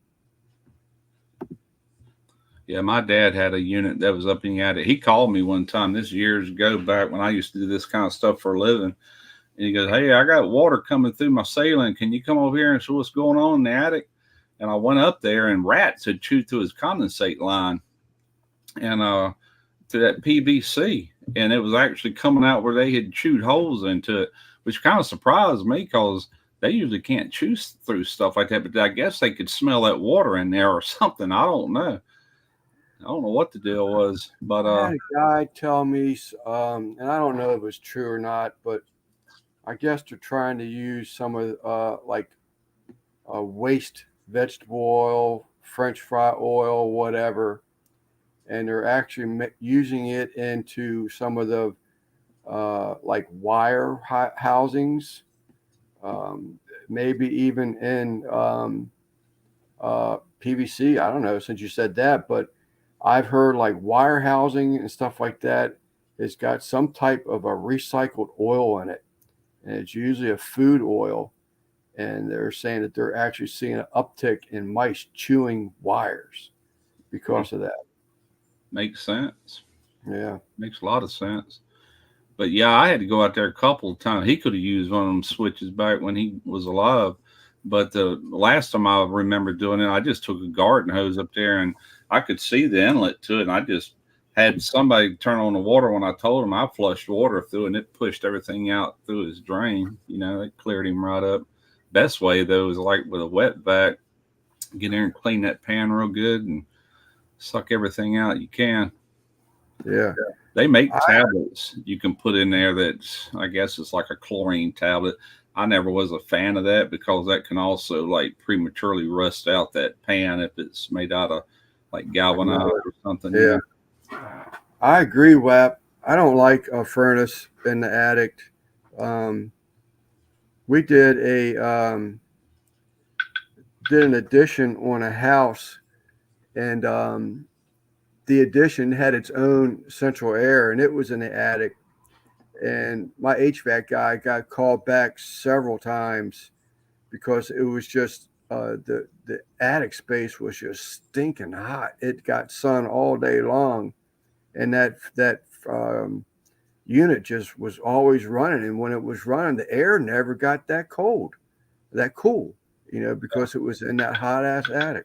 Well, what he's talking about is just the opposite. He's talking about them 90%ers, and they actually produce condensation like water, and they too have a pump to get rid of that condensate. And he's talking about all that freezing up in the attic from being too cold, creating problems. Yeah, I don't want nothing in the attic, man. I'm glad this house wasn't set up like that. Mine is pretty convenient. You go out in the garage and it's right there to your left, plenty of room around it. The only downside of having it in the house is that it's in the house, and if it's a loud unit, you hear it, or sometimes you wish you had that space. It's just that valuable space is being taken up because it's usually your hot water heater is going to be in there right with it. So it's not just a furnace. Yeah. But yeah, and plus like you always got to go up in the attic to change things, except for the filters. I mean, you can change some filters from the ceiling, but I just don't want to have to deal with it in the attic, most attics ain't got enough room to even crawl around up there. If they're all decked out and stuff, that's fine. Yeah. But I'm too old to be crawling around in attics. Yeah. And just to play off what Carr is saying here, I mean, we're talking about different households too. We're not, you got a home that's hundreds of thousands of dollars. There's going to be more insulation. You got 2x6 construction. It's thicker insulation. It's better built than if you got these single family homes. They got just enough to get by as far as insulation, all that. Their attics just get hotter. It's just not as quality as a multi-$100,000 home. So I would expect it to be a little bit better in a huge home. Yeah. A lot of people have these package units where you got your heat and your cool everything in one big unit outside. No problem with them. They got this huge duct that goes right into the side of your house, and then it's got to be distributed from there, that or on your rooftop. Ooh-wee. It's definitely quite. So when have you heard anything about is Ricer and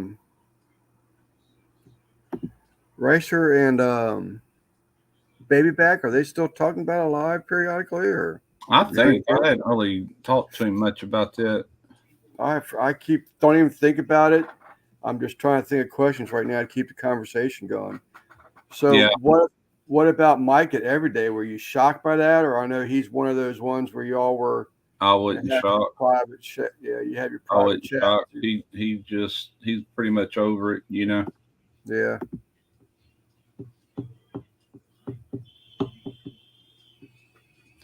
It gets you like that, man, when you see numbers dropping and falling and no good reason for it that you can think of, then the next thing you know, you chase your tail, trying all kind of things, and hey, it is what it is, Yeah, I was surprised.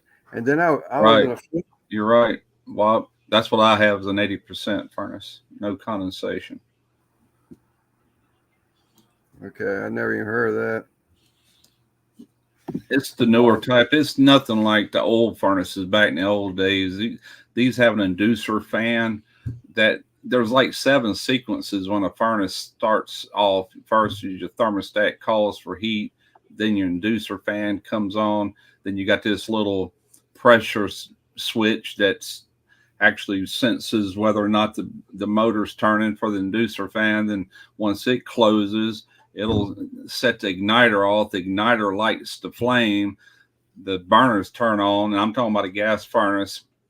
Flame runs across, and then it hits this heat sensor, or flame rod they call it, and then there's voltage going through the flame rod, and there's negative ions going across that flame, and it detects heat through that. It's sensing heat, and it'll stay on. Once it stays on, then the fan will come on. When the fan comes on, you're good. And then once your thermostat's satisfied, it'll just kill everything, and your fan is usually the last thing to go off to get that last little bit of heat off the heat exchangers. Right.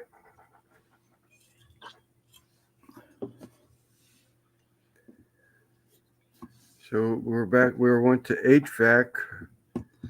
Yeah. 101. The Gas other is channels are cheaper than sport- electric, though, man. What's that? Of course, down here in the South, a lot of people's got heat pump systems with electrical backup if it's needed, you know. And I'm not a fan of heat pump, period. But that emergency heat, man, that is a nasty, expensive bill. What's that? Oh, that, yeah. The backups. Yeah. Yeah, but a heat pump should work pretty good for pretty cold temps. We don't get cold enough here. Them strip heaters would be lucky if they even come on during one of our typical winters, you know. If they ever did, probably fill your house up with smoke from all the dust settled on them. Yeah. know? I was in excuse me. Boo's live again last night. He started running his water again last night because the pipe's freezing. Yeah, 11 degrees. That's pretty cold. Our typical winters down here, we might see freezing temps 1 or 2 times in a winter. Heat pumps will work great right here where I'm at. They're real popular down in Florida, you know. But the further up north you go, they're not as good. Yeah, I've got my oil one. I had a guy says, "Man, that thing's 30 years old. You need to get something more efficient. Go with a heat pump." I said, "No, thank you." But I'll tell you the truth, man.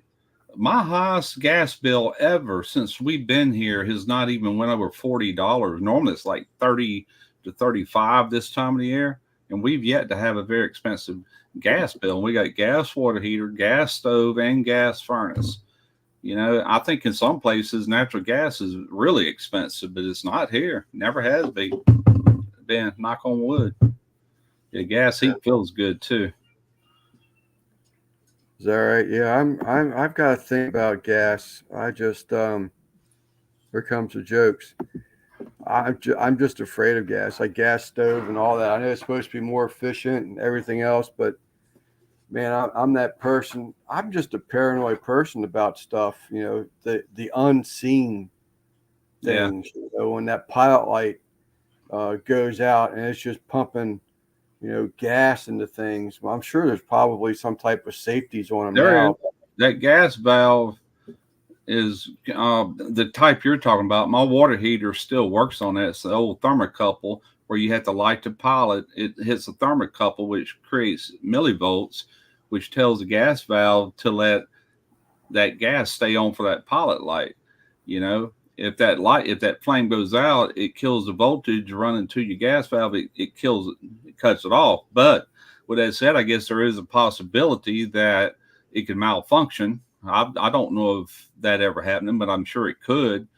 But that's exactly why I installed that gas detector. It detects carbon monoxide and natural or propane gas, either one. If this starts settling in the house, it's going off, you know. All right. That'd be good. Cut your gas valve off at the meter, you know, until you can figure out what's going on. Yeah, that'd be a good video too. If that's not one you're already planning on doing. The safety precautions, you know. Yeah. Everybody was into those. What's that? Some type of gas that was coming out the ground. I I can't remember. They even found it in granite countertops. If they're for a while there, you could argon, not argon. There's a gas that was found in stone and all that. It was radon. That's it. That there was actually for a while there, Lowe's was actually selling test kits that you could put on top of your granite countertops Mm-hmm. and test the radon gas coming out of your countertops. Yeah, and it was I coming remember out. hearing about that. Yeah, there was coming out from the ground underneath your slabs, and Well, as far as gas furnaces, man, there's a lot of safety devices that I was just telling you about. You know, it's got to prove every step. It's got to prove. In other words, when that blower comes on, that little switch has to prove that that's running. That's what pumps your flue gases out. If that Right. switch don't come on, the whole unit will not come on. Right? Electronic igniter is what actually fires the gas up. If that flame don't start and run across to that flame rod, then the whole thing shuts down again. It's got a lot of safety backups. They're pretty darn safe, you know. right. And you know, my biggest thing I would worry about anything is how old is the gas lines running into this house? They're going in through the attic, so I feel pretty good about that. You know what I'm saying, as far as corrosion or anything like that. But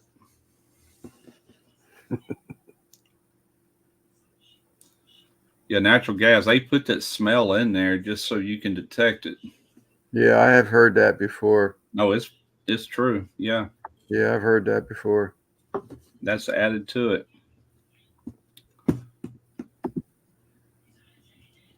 That's what I tell my wife every time I'm in bed. I said, that smell is added to that gas just so you know it's coming. Gas power in my home. Gas is the best power and cheap. I will say that, but electric is the safest. I'm not. I've never been an electric person. You know, I'd use it, but Well, you say that, but I tell you what, I used to do all this stuff for a living. I can't tell you how many panels I walked into that had total meltdowns that were electric.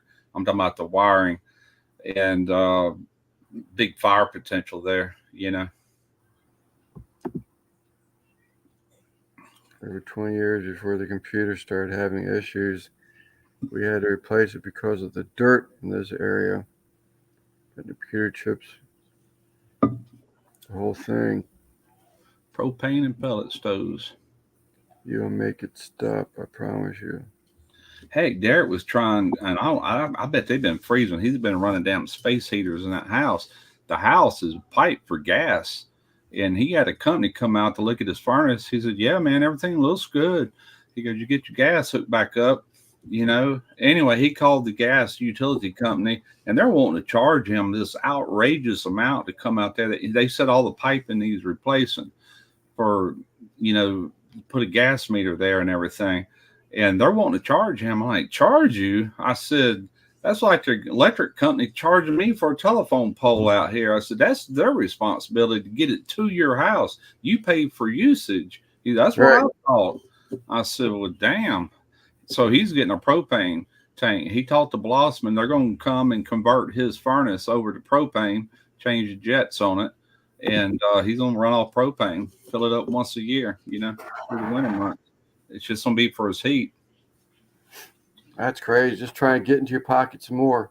Yeah. Oh, I know you wouldn't, Mike. I was just thinking, you know, electric's safe to a point, but anything can happen, you know, with anything really. Obviously, you hear about fires and explosions from time to time for whatever reason, you know. I boast about oil, and oil is no different. You know, it has a fume. When it burns off, that's a carbon monoxide. Yeah. Carbon monoxide worried me more than something blowing up, you know. Because check this out, gas furnace. If you got a cracked heat exchanger, remember that's when them burners come on, they're running through that heat exchanger, heating it up. The air passes around the heat exchanger. That's how it picks up that heat that's pumping out. Well, if they crack those flue gases that's supposed to be pumped out with that inducer blower are now getting into that same air that's being pumped into your house. And the only way to know if it's cracked is to visually inspect it, which can be a job. I would have to take my evaporator off in order to see the heat exchangers, but I do know that's a fairly new unit, so I'm not too worried about it. But I still went ahead and got that carbon monoxide and gas detector just for that reason. That'd get you before anything in your sleep. Yeah. No, that don't have a smell. So anyway. Good night, Rob. We're boring people. Let's get on something else.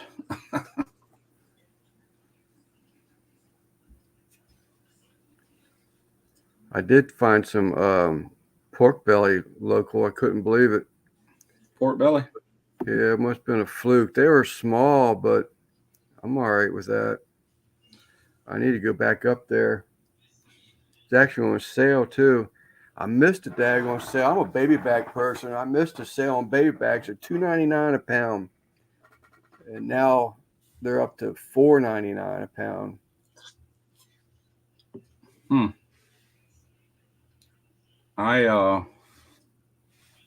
I think I'm gonna do. Keith Jenkins posted a picture here a week or so ago of this.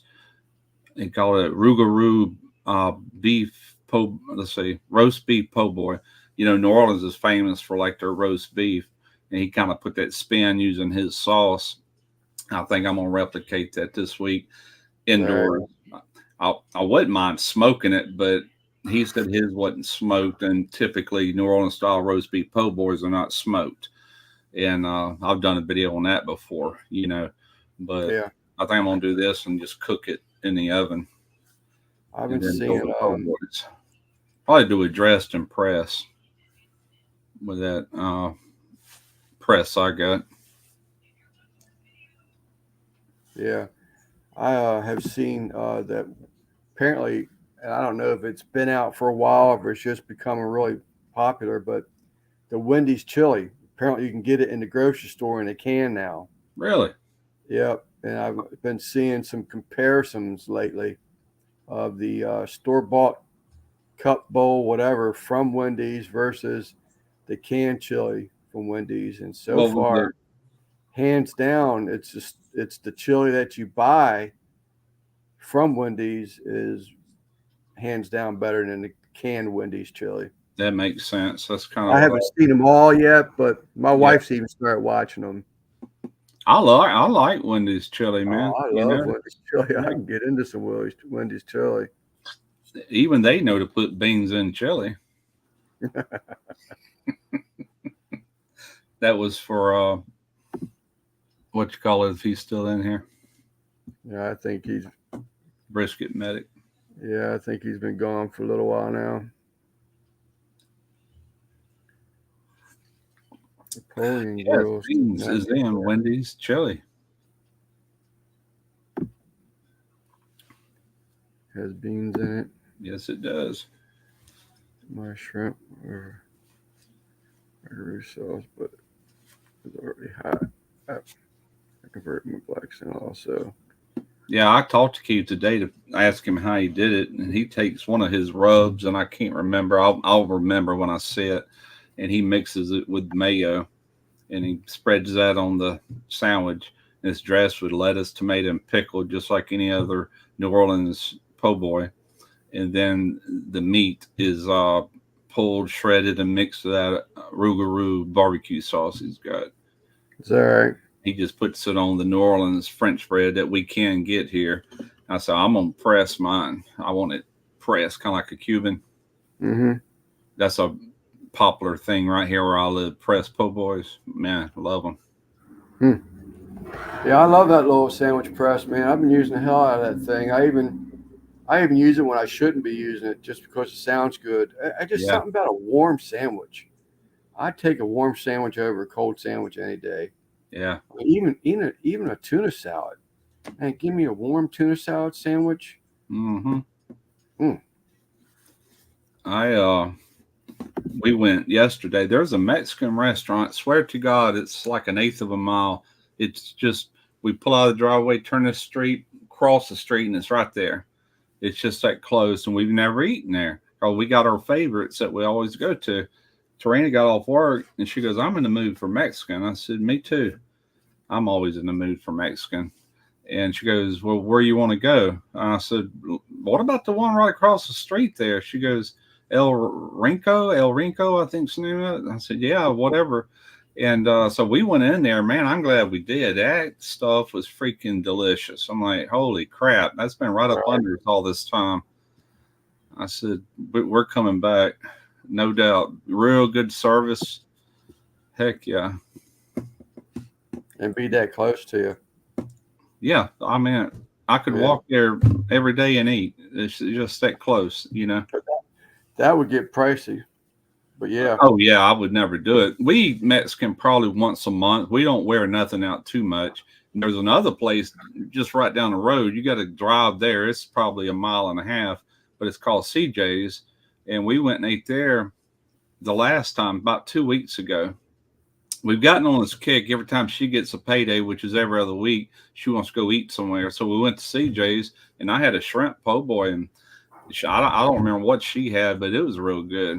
I mean, man, I said, we got better food right here in our backyard than we do having to drive like to the beach or whatever, you know?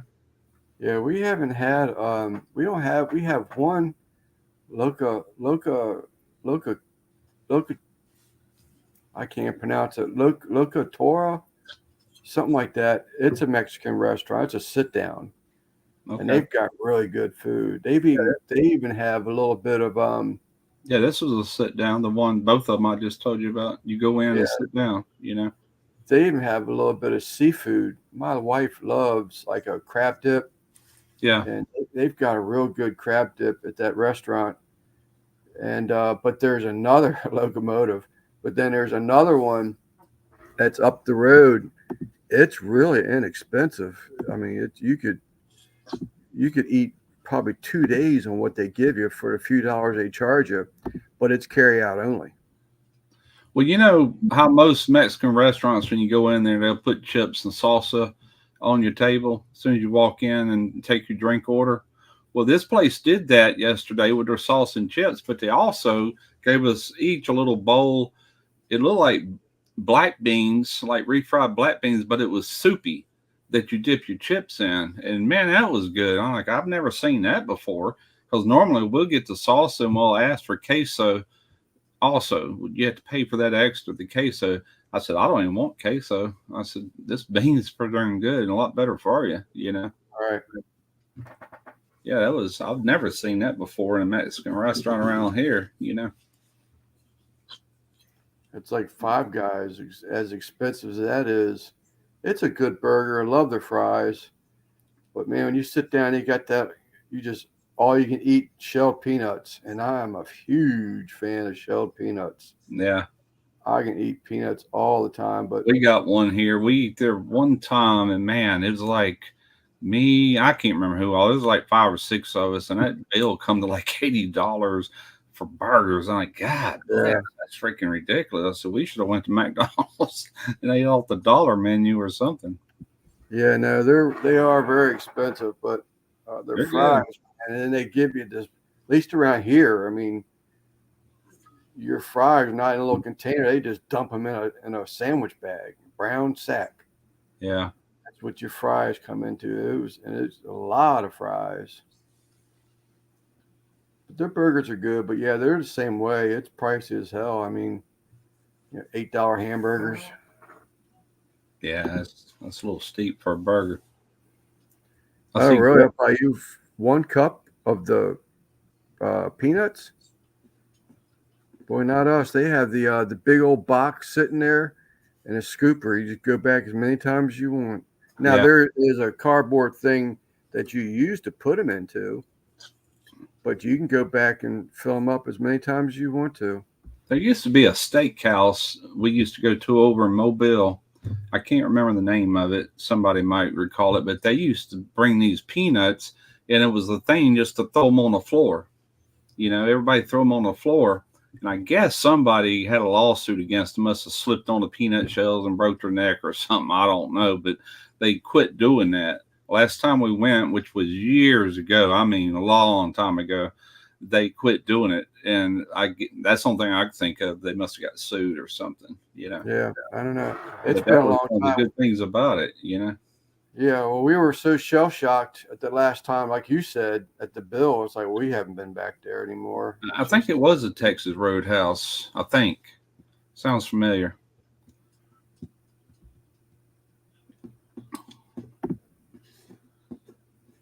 I've had 2 girls, 1 cup. Yeah, they got bags of them when you walk in there, like set up, them peanuts. Shell shocked and peanut talk. Good one, Lance. I was supposed to say no pun intended. We got a steak and shake at one of the casinos. I went there, I don't know, probably 5 years ago, and went in there and ate one of the burgers.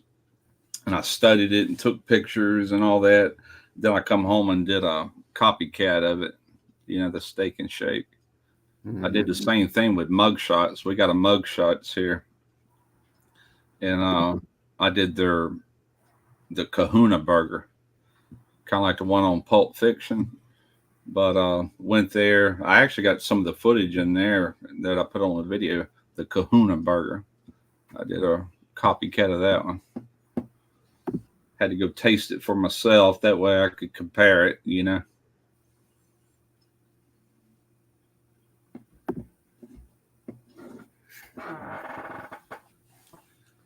were talking about odd things. I remember my buddy's mother. She worked a part-time job. She worked cafeteria at the school. And she worked part-time. When she retired from school, she picked up a little bit of work part-time. She worked at a fast food chain store. I'm not going to say the name of it. But her son, which was like one of my best buddies, he still is. We just don't. He lives hours away from me now, so we don't really hang around that much anymore. But he was saying that they would wash the floors down after they were closed with pickle juice. They would use the pickle juice from those big containers of pickles and wash the floors down with pickle juice. Yeah, they stink. I don't know if it was just a designated area or what, but they would mop the floors down with pickle juice. You ever marinate a steak, like a cheap steak, in pickle juice? It's pretty good. It's all right. Yeah. There's a place probably about 40 minutes from me. They have a sale going on. They got chicken in there for 89 cents a pound, which we ain't seen that in a long time. So I'll probably be running up there this week. They got filet mignon, flank steaks. They also had flank steak. Crab meat, back fin lump crab meat, $16.99 a pound.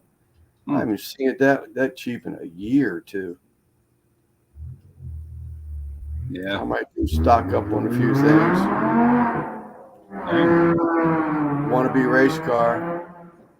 I was going to ask, was that out front of you? Yeah, it's a dead end road, and you always got to have one person. We get a motor somewhere right down the road, about 3 houses down. Somebody there has got bikes, and they'll come zipping through here sometime. It's only 25 mile an hour speed limit through this neighborhood, and they'll just fly through here. He's coming back now. Yeah, no, bikes are everyday thing around here. There's all kinds. This is a Harley area right here. Yeah. Where's Mr. Randy Shifter been at tonight? I don't know. I got some couple texts. That was one of the things I kept getting texts about. I don't go into that Discord chat anymore, so I don't post the links in there. Yeah. And I guess there was some misunderstanding. I asked George if you post a link in there, and he said Simon did. But then I asked Simon because Randy said something. So then I asked Simon if he did, and he said no, I didn't do it. So that's when I asked George if he would go ahead and do it. I don't go into the Discord thing anymore, so yeah. I'm probably been ousted from the barbecue community because I didn't post a link. I've never been to Discord for anything. I don't even understand it. I got too many social medias like it is to keep up with, so I'm not even going to attempt it. I guess you could compare it to out collecting flowers. A what? He says Randy's out collecting flowers. Oh no! I was asking what you say Oh, compared to I what? guess you could compare it to it's a like a Facebook maybe. I mean, there's not all the stuff being sold on it. You know, it's just sort of like more or less like a private chat. So it's not like you can go in there. I mean, I guess you can go into Kind of like a Discord. group on Facebook, maybe a Yeah, group. yeah. So you know who you're going in there to see or talk to. You already know who it is, and you're not seeing 50 other ads for whatever you don't want to watch for. Mostly Bass Pro is what seems to inundate my feed page, but and there's you don't have 50 people posting comments to something. So I Right. mean it's just a slower pace, more private. Gotcha. But I don't know if there's another side of Discord because I've never been on it until that chat was started. So I don't know if there's another side of Discord that's more open or what. I don't know. Are you sure it's not a cat? You sure it's not cat? I don't know what he meant, but I saw that earlier. You might be talking to me. I thought it was a motorcycle. Yeah, we got so many cats. It could have been two cats chasing each other.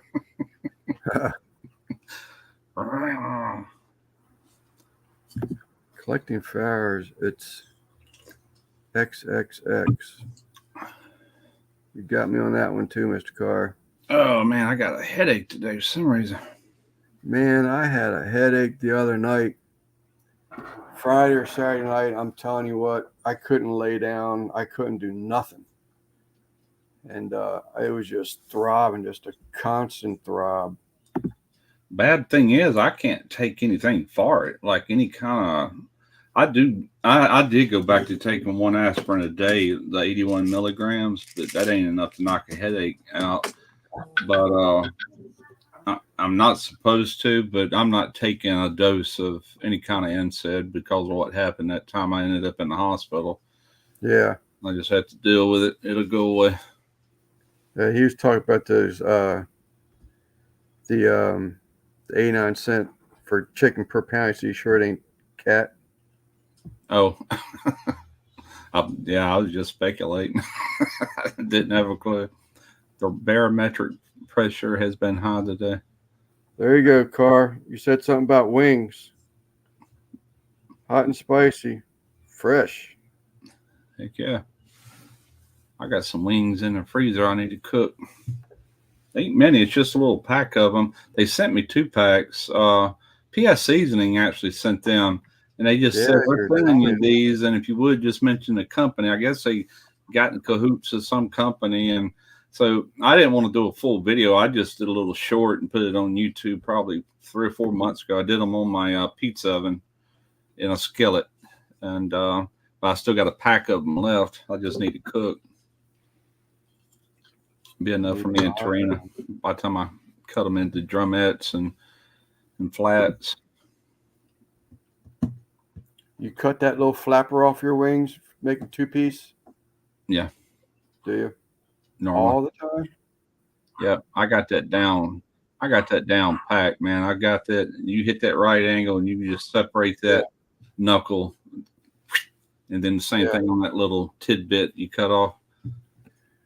We had this conversation another live before, and the guy said, man, I never take my flappers off. He said, you cook them right. He says, it's a good crunchy bite, a lot of flavor. Well, sometimes I do whole wings. I don't do anything but just do a whole wing. But if I plan on doing individuals, then I usually get rid of that. I mean, it's for the most part useless, Yeah. But yeah, I've gnawed on them. When I eat wings from Popeye's fried chicken, got little tips on there. I'll sit there and get all the crusty stuff off of it, the crispy stuff. I don't care. There's a feather sticking through that batter. I'm going to chew on it. Yeah, wings are expensive. Everything's freaking expensive. Frozen wings. I've been buying these tools and stuff. I cannot believe the price of some of this stuff. It's just outrageous. I'm like, holy crap. Yeah. Bad part is I used to own all this stuff. I'm like, what did I do with all that? It's been a long time. I probably sold it because I didn't need it anymore. I'm the same way. That's what I'm doing. Well, I'm just about done with it. I got another shop out back. I don't remember, 24 by 24, 30 by 30, something like that. And I had a 15-foot box truck. And when I decided I was done, I just started selling stuff out of there. I got another carport, one of those metal roof carports behind this building and back in the woods. And I have some job boxes back there and a couple pallets with some stuff that I haven't got rid of. But I've gotten rid of 85% of the tools just to my son. Someone else use them. My son that bought my truck last year, he sold it day before yesterday. Kind of hated to hear that in a way. I was hoping he'd hang on to it, but he also, I seen the job box. He had it out in his garage. You see, sold that too. I said, "What'd you sell that for?" He goes, "I wasn't using it." He said, "I had that for jobs, like construction sites and all." He said, "There was nothing in it. It was just in a way." I said, "Okay, shit, I'd like to have that here, just to throw that on, Even if you put it around back at the house, I mean, they're watertight. Yeah. You can add a gasket to it. I mean, take some, to take some of the overflow out of your garage, you know. All these tools I've been buying, they're all right here in this room, but there's certain things I would keep out in the garage. The garage gets humid. It's just a garage, and humidity gets in there. Matter of fact, in the summer, the floor will look wet almost because of all the humidity. And I wouldn't really want to put no good tools out there. But as far as hand tools and all that, I'd load that thing up if I didn't know he's selling. I wish I knew it. I'd have bought it. So you're saying he sold your truck he bought from you? Is that what you said first? Yeah, he bought it from me. Right. He did a lot of work to it. He replaced the windshield. The windshield needed replacing. There was a regulator on the back window. The motor was fine, but the regulator, I had to put a little wedge in there to hold the wind up. So he bought a new regulator, put that in there. He put a new radio in it, and it had brand new tires when I sold it to him. And I don't know what all he's done, but anyway, he sold it. He probably broke even because I sold it to him for $4,500 and he sold it for $5,500. It needs a paint job. The paint looks all right, but you know how when one starts getting some age up there above your roof or on your roof, I don't know if it's from wind or what, it just starts getting real thin right there. And it was doing that, the sides and the hood and everything still looks fine. Huh? Like oxidizing, or the clear was coming off? Yeah, it's almost like the paint's just getting thinner there. I know you know what I'm talking about. It needed a paint job.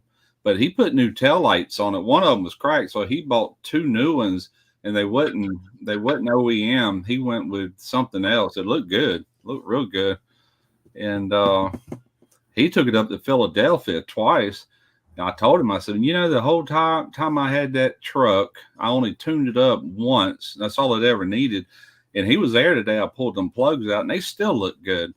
So I did that about a year and a half ago, about 6 months before he bought it. I put all new belts, hoses, all that kind of stuff. I've done the front brakes once, and the rear brakes, to my knowledge, has never been done. But I never traveled with that truck. That was just a back and forth to work, which is the worst kind of driving, really. Stop and go, stop and go. But I never had no issues with it. He never had no issues. It's well over 200,000. So that was a damn good truck, man. It really was. Still is.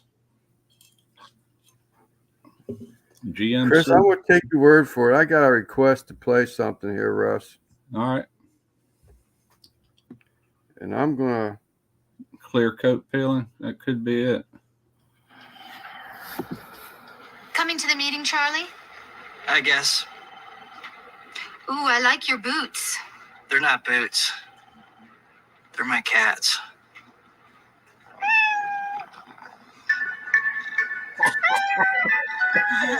Plugging around his ankles. Once you shake 'em, you can't shake 'em. Crunchy outside, soft, meaty flavor inside. Temptation's treats. Once you shake 'em, you can't shake 'em. No, that man. ain't me. That's my wife, maybe. She's Oh, like, my keep wife my is door closed. terrible. We never had cats growing up at all. But I swear I've been married to 3 different women. Every last one of them were cat women. It's like, God. Tarina being the worst. And my wife is crazy. Crazy or crazy over cats? Crazy over cats. She's Okay. not Let's quite clear crazy, that up. yeah. She is an animal lover. I've told this story so many times. I don't even remember if I can even who I haven't told. But when we were just dating 50 years ago, I remember going down Brinkley Road, and a car in front of us hit a possum that was running across the road, and the possum got hit. I mean, it got hit where it rolled, and that was it. My wife let out a scream. I mean to tell you, and first time we were just dating. Yeah. First time I ever experienced anything like that. And I mean to tell you, I did all I could to, like, from yanking the wheel. It scared the living shit out of me. I was like, what the hell? She was in total hysterics about this possum getting run over. And then cats, cat lady. My wife is a cat lady, but don't mess with her cats. I mean, it's just, but that possum, I never in my life experienced anything like that. I pray to God we drive down the road, there is nobody hits an animal in front of us, because she'll go in total hysterics. Yeah. Total hysterics. I've hit them before by on accident. I always feel bad for them, Yeah. But I don't purposely hit anything. But some people do. Some people go all the way just to hit an animal. I'm like, why? What did that animal do to you? The only thing I've ever tried to run over is a rat. A rat? Yeah. Yeah. I don't even Snakes. know them. No, don't got run no- over snakes. Well, I mean, if it's a green snake or a black snake, I wouldn't, but not that. But sometimes you just can't tell. But I have no love for snakes. But even then, if you run over, are you the one that looks in your back of your rearview mirror to make sure that some bitch is still laying on the ground? You might have got. Then it wrap up, get inside your car, and it's like working its way inside the passenger compartment, But I remember years ago, man, we were on our way to Bluff Creek, not Bluff Creek, Presley's outing. It's right there off the river, and it was a place you could go swimming, and they had all kind of slides and diving boards, and out like on the river. And they had also a barbecue shack there. Well, driving in there was this long coral snake coming across the road. My dad, he swerved and tried to hit that thing right in the head, and then he backed over him. And I don't blame him. Coral snakes are deadly, Yeah. And I said, "You sure that's coral snake?" I didn't know my snake color, but I think he ran over a king snake. I don't even think coral snakes are native to us right here. The older I got, I kind of realized that, but it definitely had colors similar. He didn't care. He ran over it. What's up, Bill? Is that right? But yeah, it could have been. I don't know. She didn't get sick. What's up, Bill? She didn't get sick, but I mean, she was shaking, crying. I was like, I'd never experienced anything like that. Yeah. And then what do? I marry her.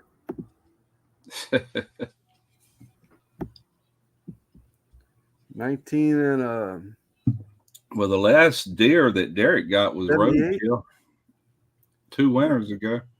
He killed that deer. It was right there in Mobile County, like in subdivisions and all. He's flying around the road and hits his deer, throws him in the back of the truck, takes him home, skins him out. He had deer for the winter. I did that with the Amish guy one day. The car in front of me hit a deer, and the deer was still on the side of shoulders, trying to get up. And I went back, got Leonard. He came out there with a rifle, and he put 2 rounds in the back of that deer's head. And of course, deer doesn't know it's dead yet. It's still reacting, trying to get up. But he said he doesn't. He was going to take the deer, obviously, to cut up and to can and everything for home. But he said that's probably the worst way he would like to get a deer because they get broken up so bad. They get when they bruised. get hit It with burns a car. lot of the meat. Yeah. Yeah. No, but there's still a lot of good parts left most of the time, Yeah. But in my opinion, like if you didn't intentionally do it, it's better than just letting them go to waste. Use what you Yeah. can. Cooking some barbecue thighs in the oven. Well, I'll show you.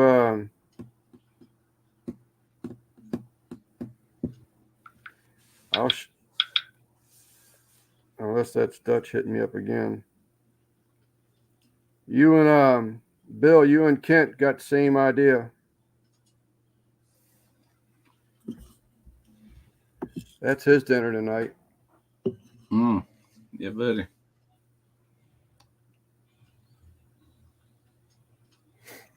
If there's a game on, he's more than likely watching it. Who's that? Kent? Bill's asking Daddy Dutch if he's watching a game, the game.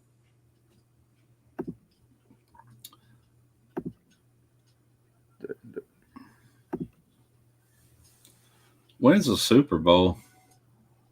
Not that I care, but I'm just wondering. Yeah, I'm not sure. Probably There's Baltimore. Baltimore won. I used to enjoy all that stuff, man. We'd go all out from Super Bowl parties and stuff. It didn't matter who was playing. We'd pick a team. It didn't matter. We just having fun. Yeah, they can do some damage, man. Deers can do some damage. I had a dog one time. This dog was already dead. He was in Interstate 10. We were living in Gulfport, and I had to drive to Pascagoula, and I'm going 70, 75 miles an hour. And by the time it's dark, too, by the time I noticed this dog in the road dead, it was too late. Bloop, bloop. I about lost control over that truck that morning. I'm like, holy crap. Somebody run over him before I ever got to him. I mean, it sent that truck bouncing.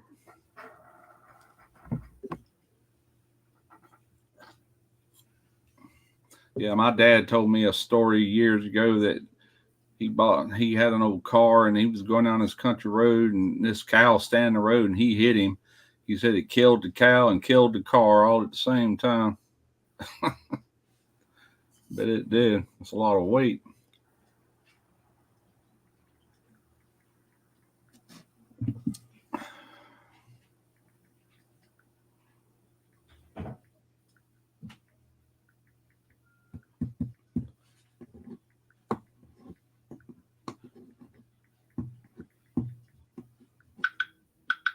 Been kind of a quiet live. Ain't nobody wanting to get on.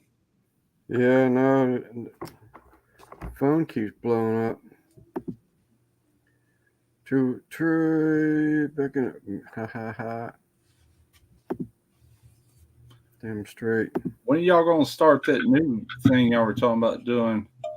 Where you? I don't know yet. We got our first guest will be February. First live guest is February 4th. Okay, so you're starting up next month. Yeah, well, that'll be the guest thing if that's what you're talking. The thing I asked you about, we're still working on that. No. I was talking about the guest thing. Yeah, no, I just actually got a confirmation tonight. Yeah. As a matter of fact, about that. So, yeah, we'll have our guest and take it from there. We're only going to do it once a month, and Tommy's doing it, I think, every week. And not that we have the same friends, but, he's just, I guess I'll say he's more popular.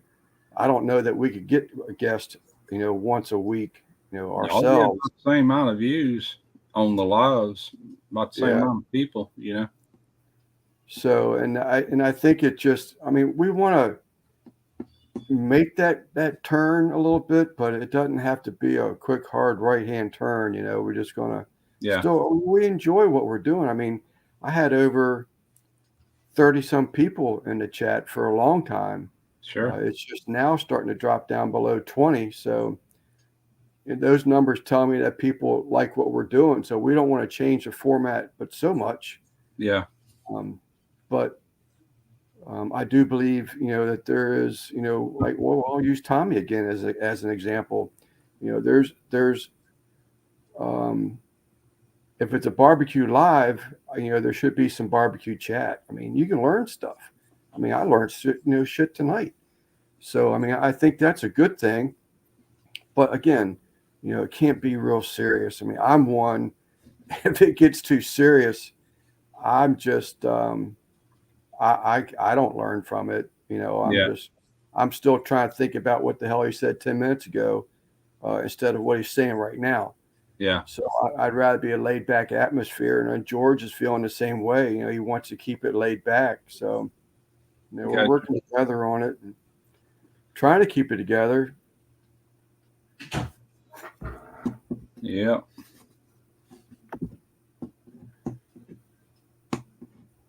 I'm growing me a mullet. That hair getting long back there. Yeah, I saw that. I think it was Randy's live or something. I saw you're getting that little curl back there beneath the beanie. I said, I wonder if he's letting his hair grow out. I am.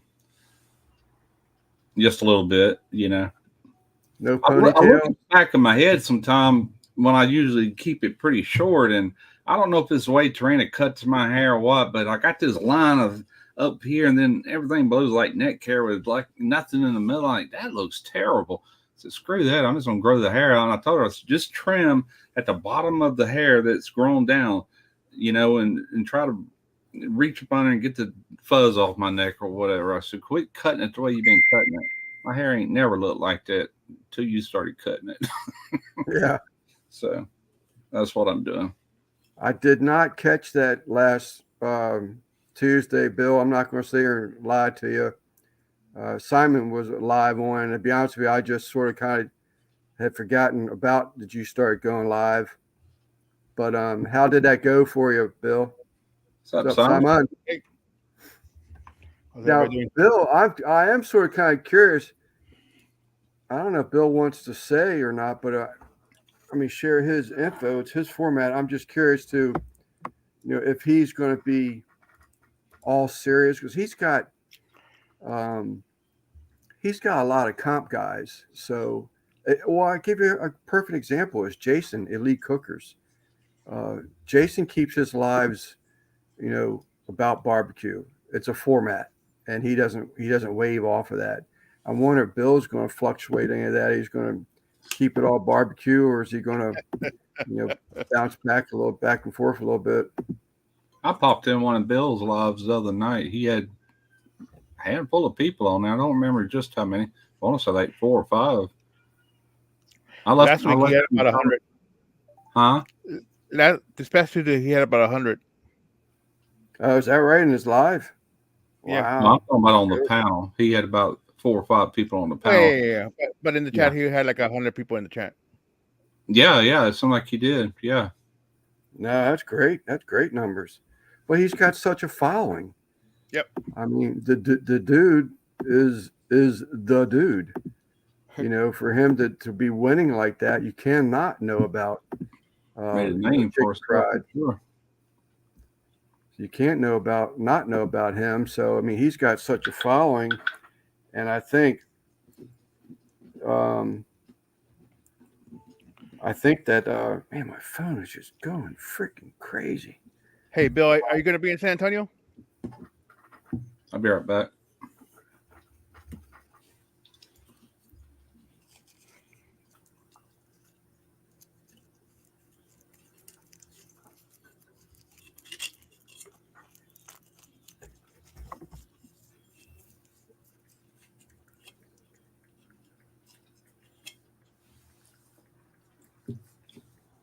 I have nothing in my beard, so it's just... I'm sorry, Simon. I'm glad you hopped in here. Actually, maybe say hello to somebody or something. Just my phone. I'm sure you're aware of what's going on, but going crazy.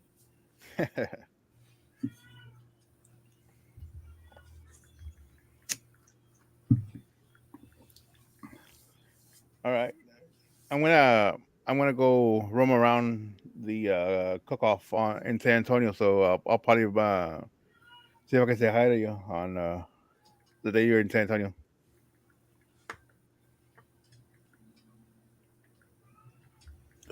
Here it is.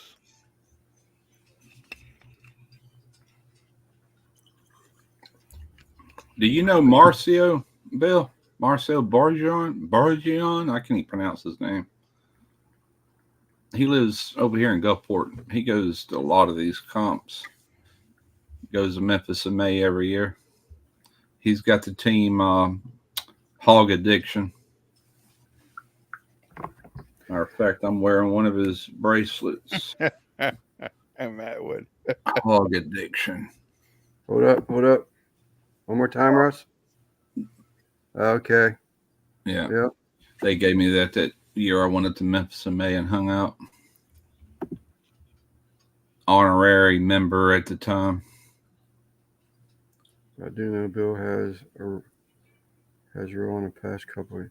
He is rolling. If you haven't checked out his Texas Grind, that's a good seasoning. Excellent seasoning.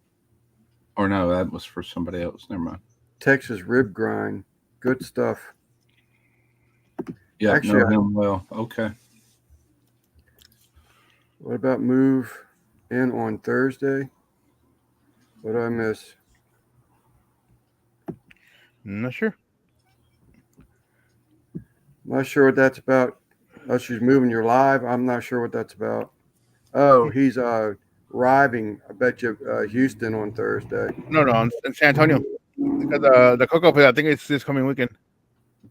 Oh, okay. In San Antonio. So I'm thinking of going in on going Saturday just to go look around. Oh, for the local one. Well, the San Antonio Rodeo cook-off. It's part of the series here in Texas, Houston, Austin. I think up in Dallas. I think also. Okay. You know, Marcio is from Brazil. When he first come to America, he was a bull rider. Now, how he got into barbecue from that, I don't know, but he was a bull rider, and his business, how he makes his living, is he does granite work, like countertops and outdoor kitchens type stuff, all that stuff. He's got a really cool looking outdoor kitchen, all that granite stuff he's done himself. He went from riding bulls to cooking them. Yeah, I guess so. Yep. He's the one that you used to be able to watch. He's on one of my videos. If you go to that SCA steak, it's tips on how they do ribeye. Yeah. SCA. He got a lot of flack for that, doing that video with me, because he said people are saying you're giving away all the secrets. And he told me, he said, no, I didn't give away all the secrets. He goes, I want to do another video and give all the secrets away. Kind of like Myron Mixon. I can tell you everything I do, but that don't mean you're going to win, because knowing how and being able to deliver is two different things.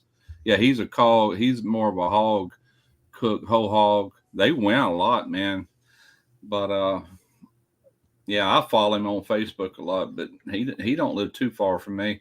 I've been to his house numerous times with Brian Ducharme. Him and Brian's good buddies. Well, I was going to say, I've seen him on Ducharme's. Yeah. When he was doing more videos. Matter of fact, I think they all set up there one day and like cooked overnight. That's how I met Marcel through Brian. Yeah. He had that that's when they were cooking on that type of flat top. Oh, that's the crap. Here we go again. This old age. Let me cut. let me think. Cut through all this gray matter in my head, and I'll think of it. Yeah, dang old timers. It's that. God bless it. Shit. I met the guys up there at Memphis in May that makes the darn thing. It's Primal Grill or Primal Pits? Primal Fire, Primal something or another. Oh no, Primitive Pits. Is that what today?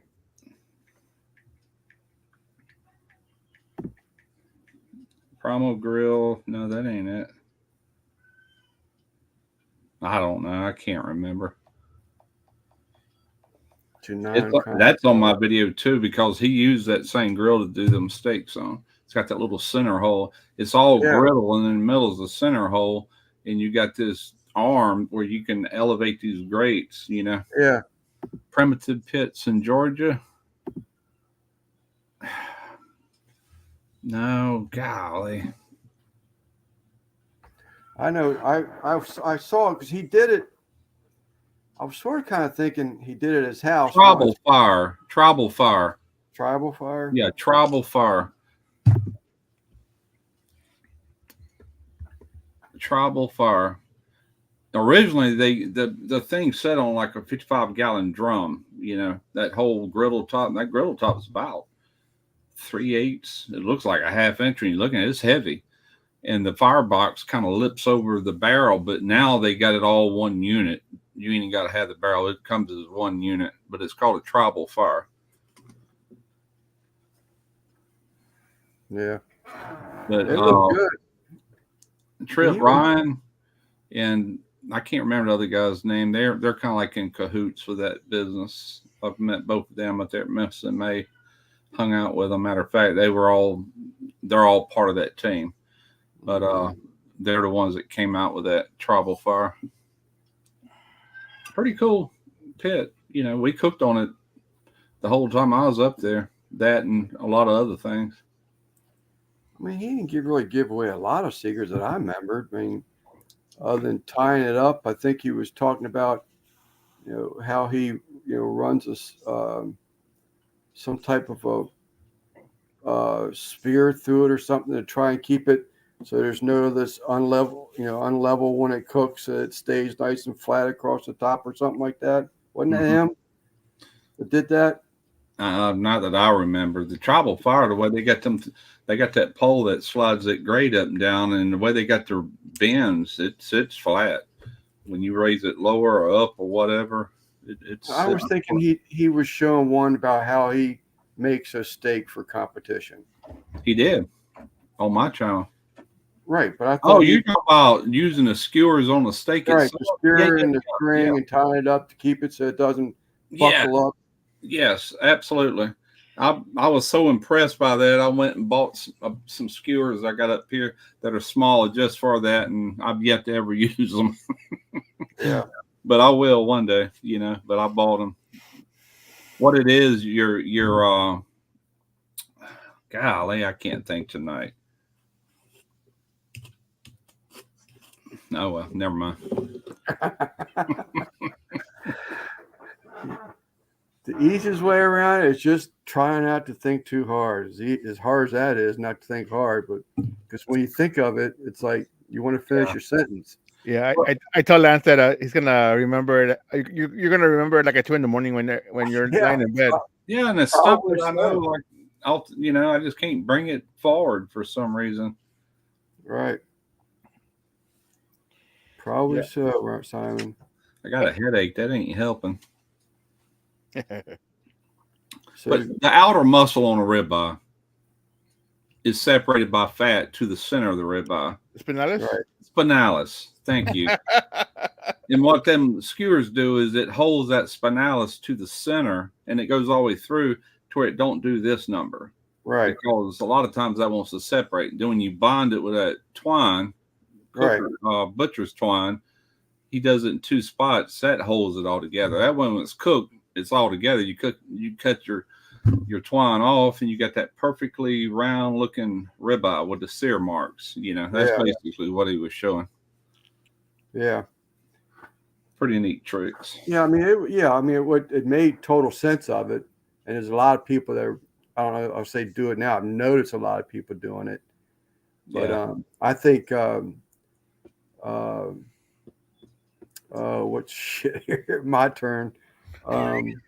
Dickie, Uncle Dickie Show, Richard. Yeah, he was doing that comp that was this SCA comps or something like that, and he actually prepped it at his home in the kitchen one time for a cook.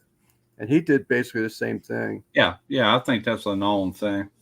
But I'd never seen it because I've only been to one SCA cook, and that was the one at the shed back in 2020, and I was invited to that.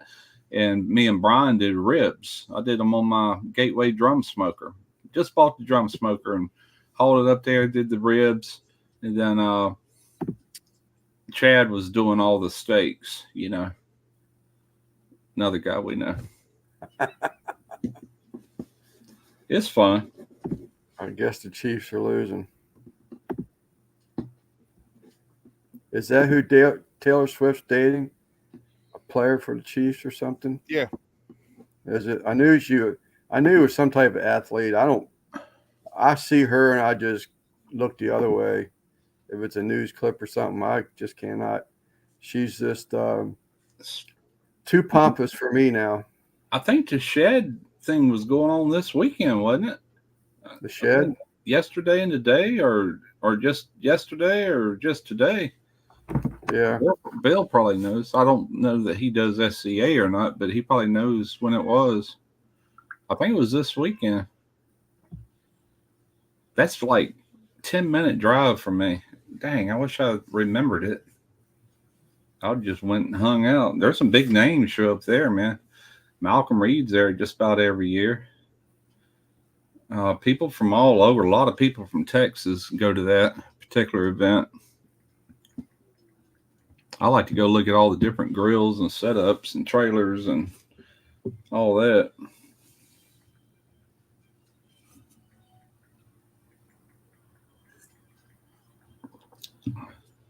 Well, at least it didn't rain if it was this weekend.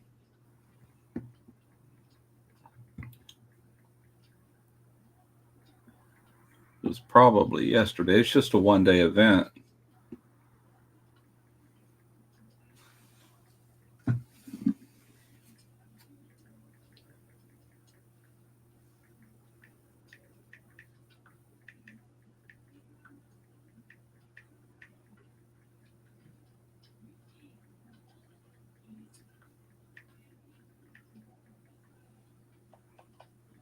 I'm sorry, people. This continues. I'm going to have to end this live. I was looking to make sure there it is. Let's see here. The Shed Steak Showdown, Ocean Springs, Mississippi, January the 21st. It was yesterday. Travis Kelce, which is the tight end for the Chiefs. Yep, it was yesterday. Up 27-4, 2 minutes left, and Buffalo is driving. Yep. Taylor Swift's boyfriend is winning. Matt Pittman usually shows up to that too. Is she? Are they looking at her in the stands? I don't know how the game on. I don't care. Okay. I've been watching you all for like 3 hours. Yeah, I noticed that I've seen it before where they'll pan up there and show her in the stands, and I was like, oh my God. Yeah, Stell Cracker was there last year, I remember. I haven't been back since 2020. I don't compete, so I usually forget about it like I did this time.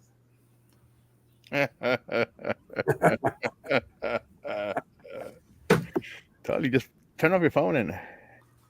I'm about to. I'm just getting blown up. Totally, just worry about that later. Who's texting you? Who isn't? Me? That'd be well, that's true. Well, that'd be easy. I did think I'll text him earlier today, but apparently I've upset somebody or something. I don't know. Hey Siri, text Lance. What do you want to? Hello, Lance. Send it. Yes. Done. It's sent. you're getting 2 texts, Lance. Good shit. It triggered mine too. I wonder if my phone is charged yet. No. Hey, Mike, this is my first drink today.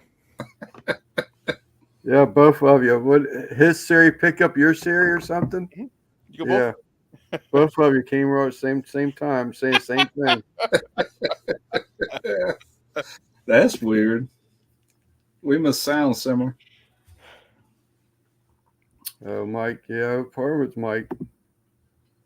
Come on, Lance. I know you got Taylor Poten. No, I don't.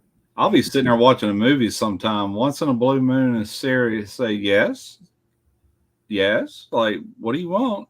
I didn't say anything. My iPad does that. Yeah, it's crazy. They hear something on the movie or whatever. I reckon it sounds like me. I don't know.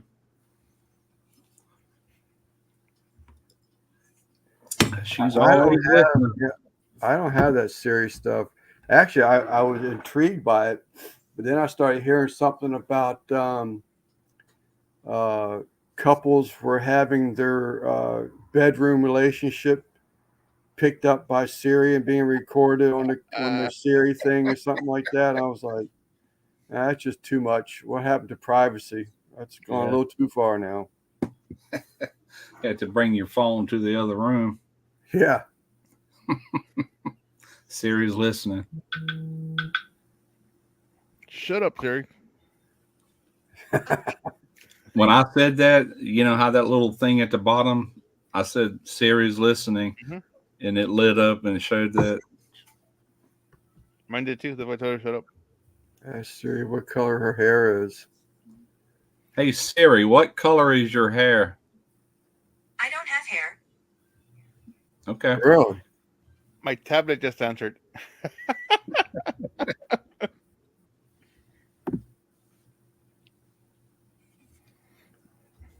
Brother Steven, still in the chat.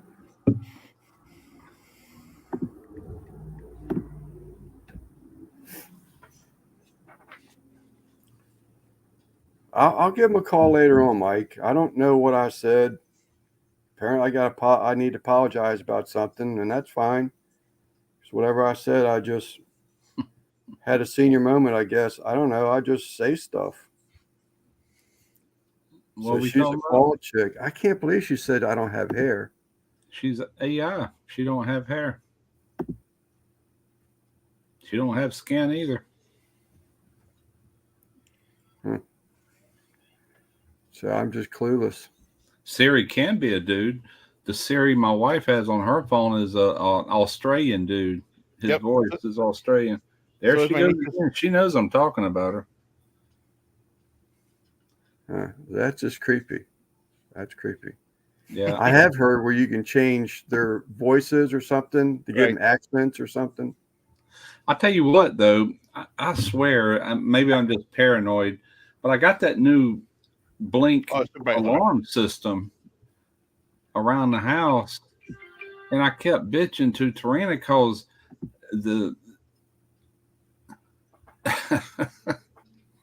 I am more Mexican than some Mexicans are Mexican.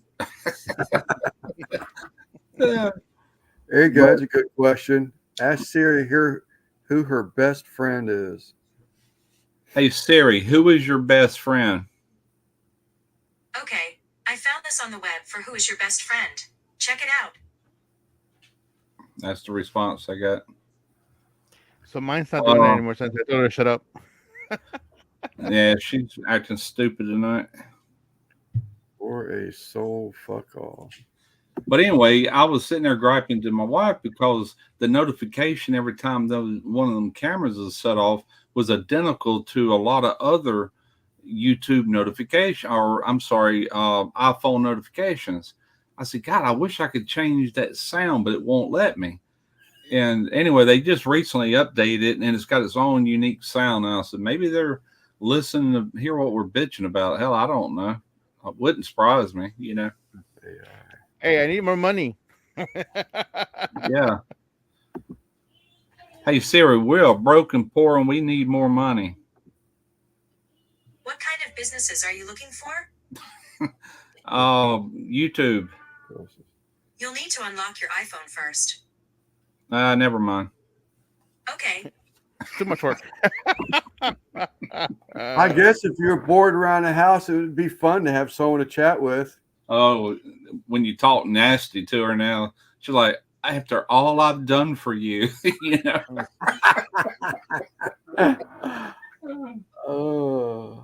ever had. A lot of people do have them, and I do enjoy it. Listen to them. I tell you where it's handy. I'll go put something in the oven, like a pizza, and I'll stick my head through the door. Hey Siri, set a timer for 10 minutes.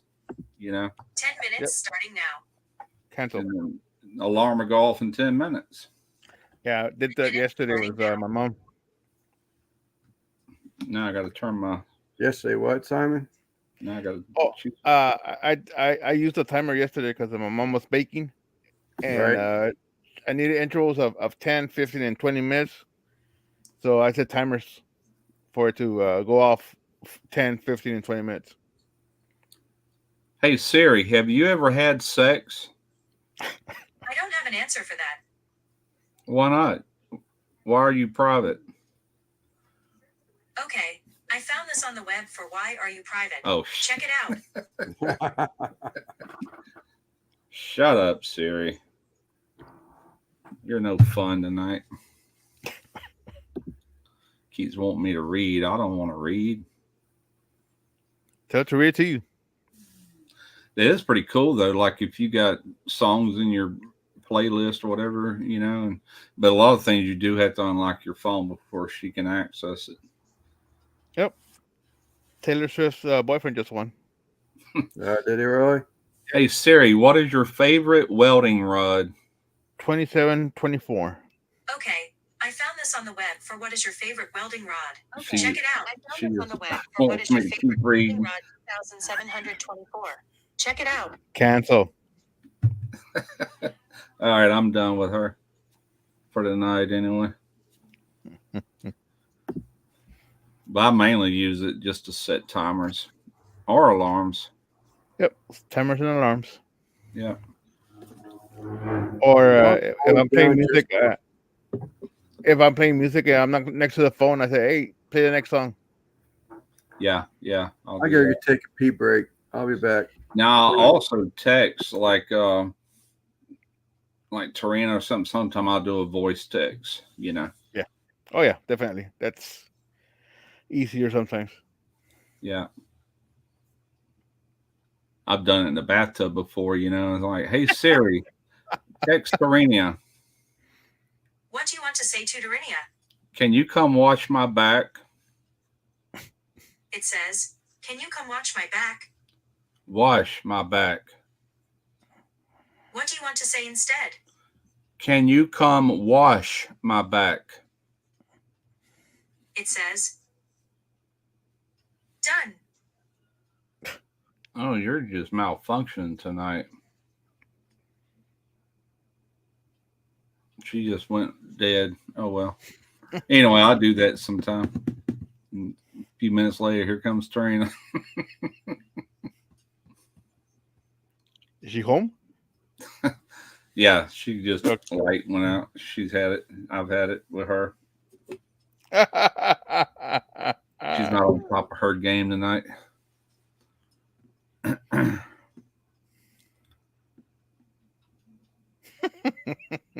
You humans are so unpredictable. Ain't that the truth?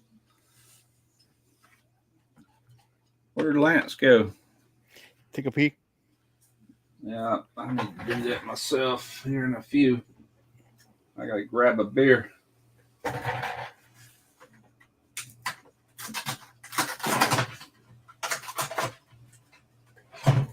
Open up a new case. The wife. You aren't into tub.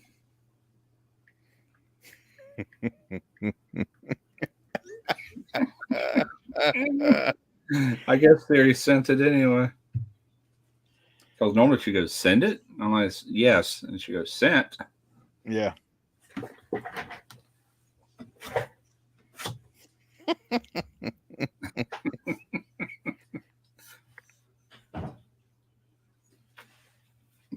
She must have went in the bathroom and looked. I just heard the door close. Sorry, I was playing around.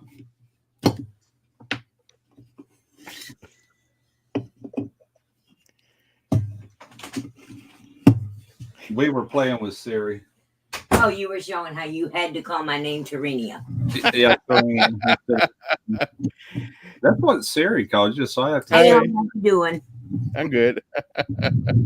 You're a pain in the butt. You know that? Well, you didn't go in there and look. I hope. No, I was in the bedroom when your text came through because I just got out of the tub. Oh, okay. Well, you knew I wasn't in the tub. Yeah, I then. knew you weren't in the tub. Okay. Okie dokie. The shit we do for love. The thing we do for love. Okie dokie. But you don't want to talk with me in here? Sure. What do you want to talk about? I've been talking to Siri. Might as well talk to you. I'm gonna bite your ear. You know that? You having a Mike Tyson moment? No, I'm not gonna bite it off. I'm just gonna bite it. Oh,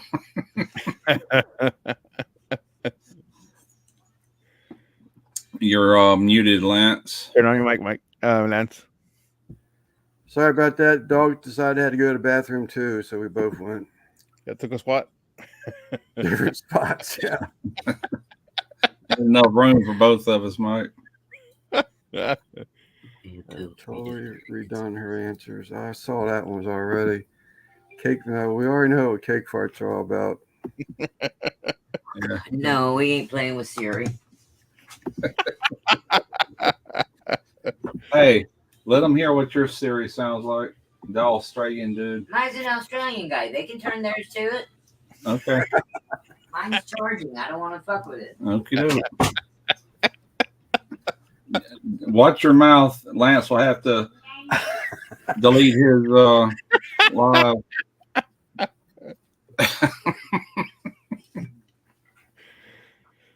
Oh my goodness. Google, YouTube, Siri. Google, YouTube, Siri don't want to Rona. don't want the Rona. Oh, neither did I, but I still got it.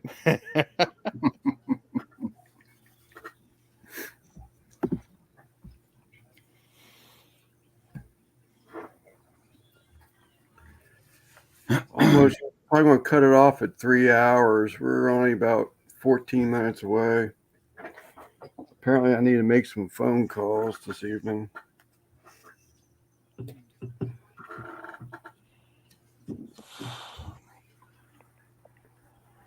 And those caps on those Modelo bottles, they're hard ass caps. Yeah, we got to pray them off. Yeah, well, even the Bennett and half. Oh, yeah.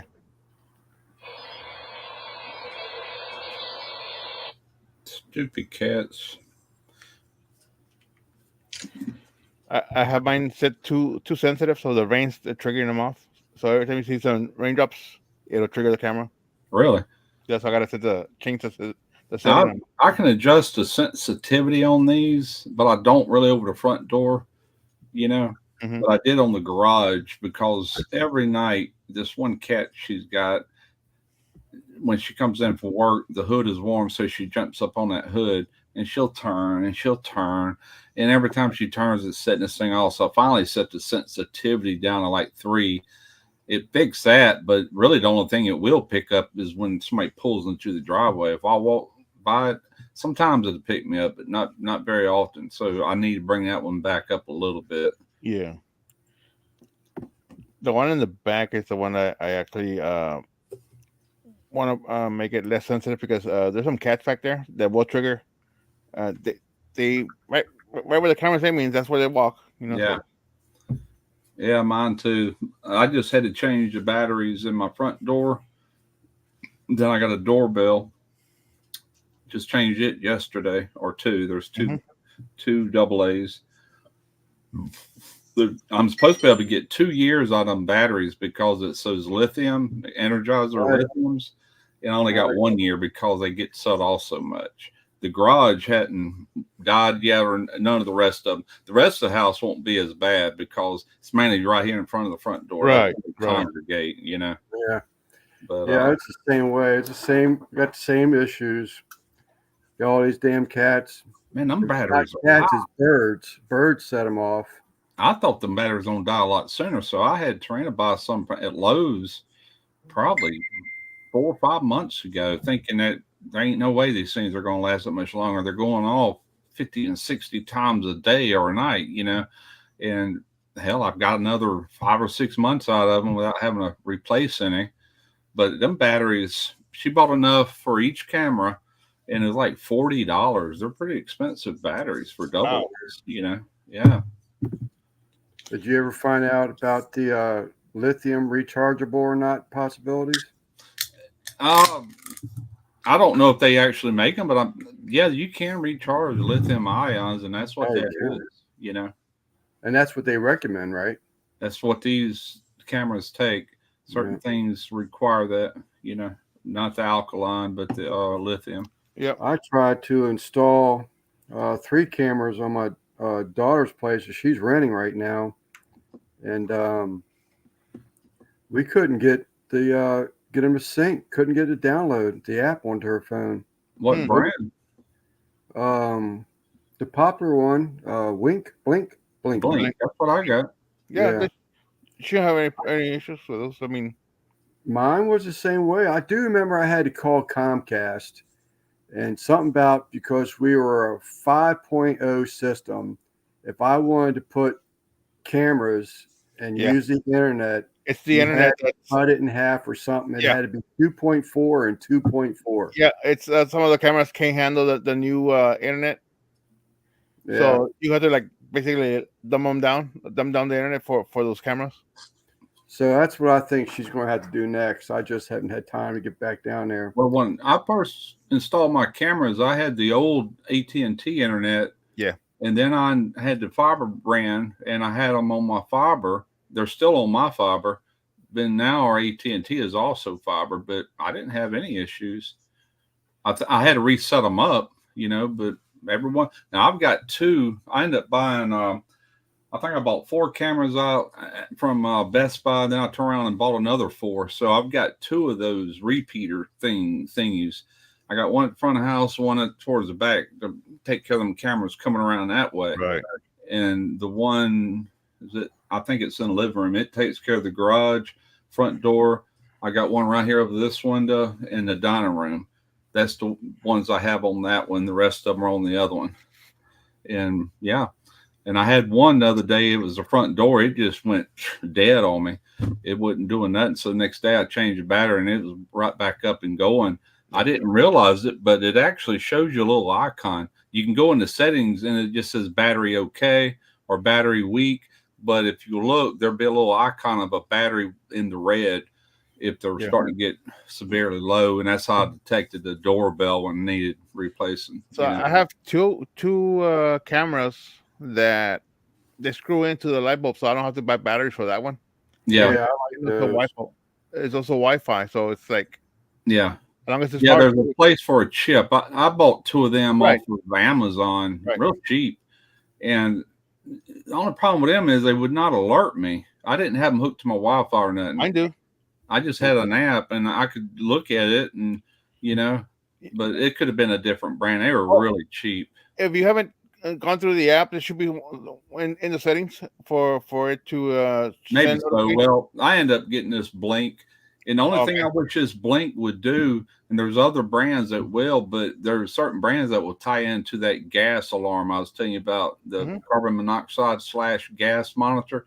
And if for some reason either one of them gets set off, it will send an alert to your phone. Mine won't do it. I think it's Ring that does that one.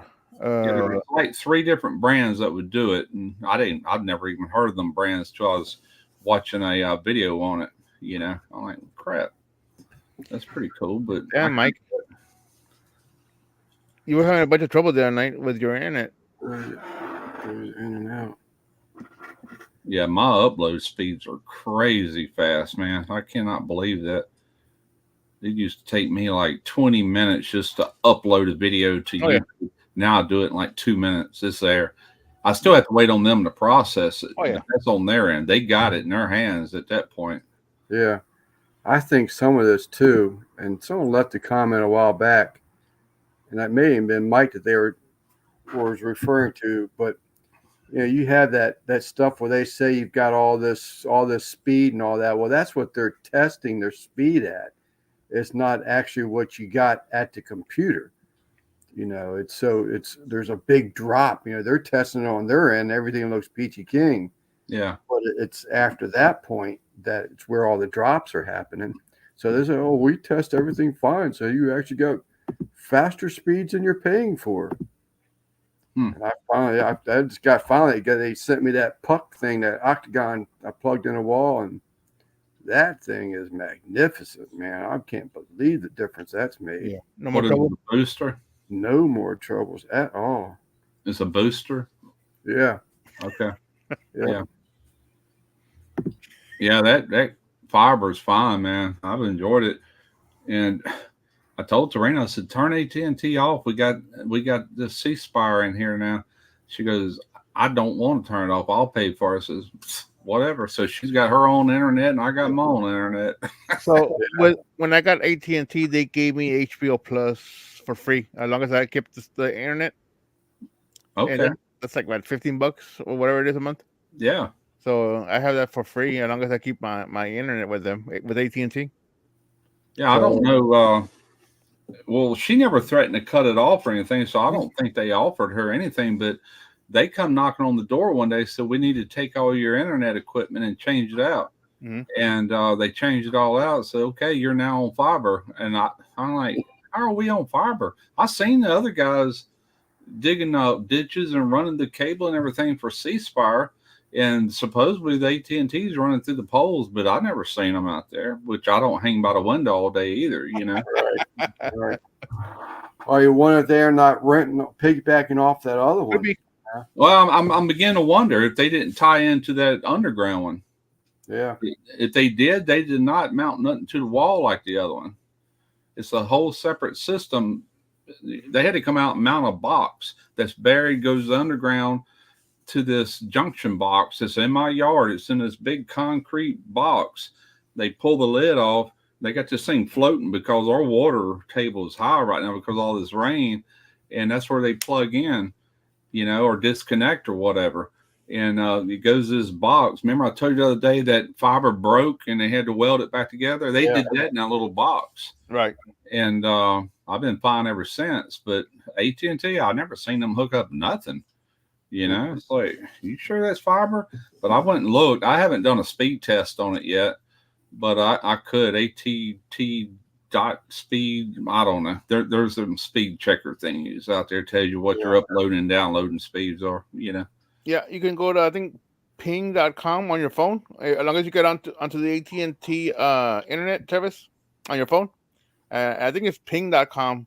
It'll test the upload and download of your internet. I think I got it bookmarked for C Spire where I could check it. I think I did. I think I bookmarked it. Yep. Just some Jack. Jack Daniels. Maybe I didn't. Oh, well, there's a couple of them out there that you can do. But the guy that came in here and installed all this, he told me I could check my speeds at this particular website. Okay. And I went to it a few times. But after that, there was no need. It was running fine, Speed test into Google, and Google has it built in. Oh, okay. Yeah, just get into the AT&T internet on your phone or your computer. Yeah, I've done that before through AT&T, but C Spire has their own thing. Right. Oh yeah, definitely. Yep. Yeah. We're still pushing it. Now I keep getting bugged by C Spire on emails wanting me to swap over my phone service. I've been with AT&T since 2004, 20 years, man. Yeah. Nope. And I'm not. Yeah. Nope. I'm good. Yeah, same here with Verizon. We've been with Verizon forever. Yeah. We tried a couple of our services a long time ago, but they weren't. AT&T is not great. Like if you're in an industrial environment like the shipyard, man, it was really weak out there and everything. But once you get outside that shipyard, it was fine. I never had no issues, So I'll just keep it. I was I always did, I guess, when I first got my cell phone. I would go between Sprint and AT&T every 2 years because of they would give you a free phone and then have a contract for 2 years that was like real cheap. Your bill was real cheap, for 2 You years. remember the good old days at AT&T? They Mhm. give you a phone, and then when it's time to renew, they give you another new phone, yeah. give it to you, and another one until iPhones and Androids and all this stuff started coming out, these high dollar phones. Then they quit giving you anything. But like, oh, we'll finance it. Yeah.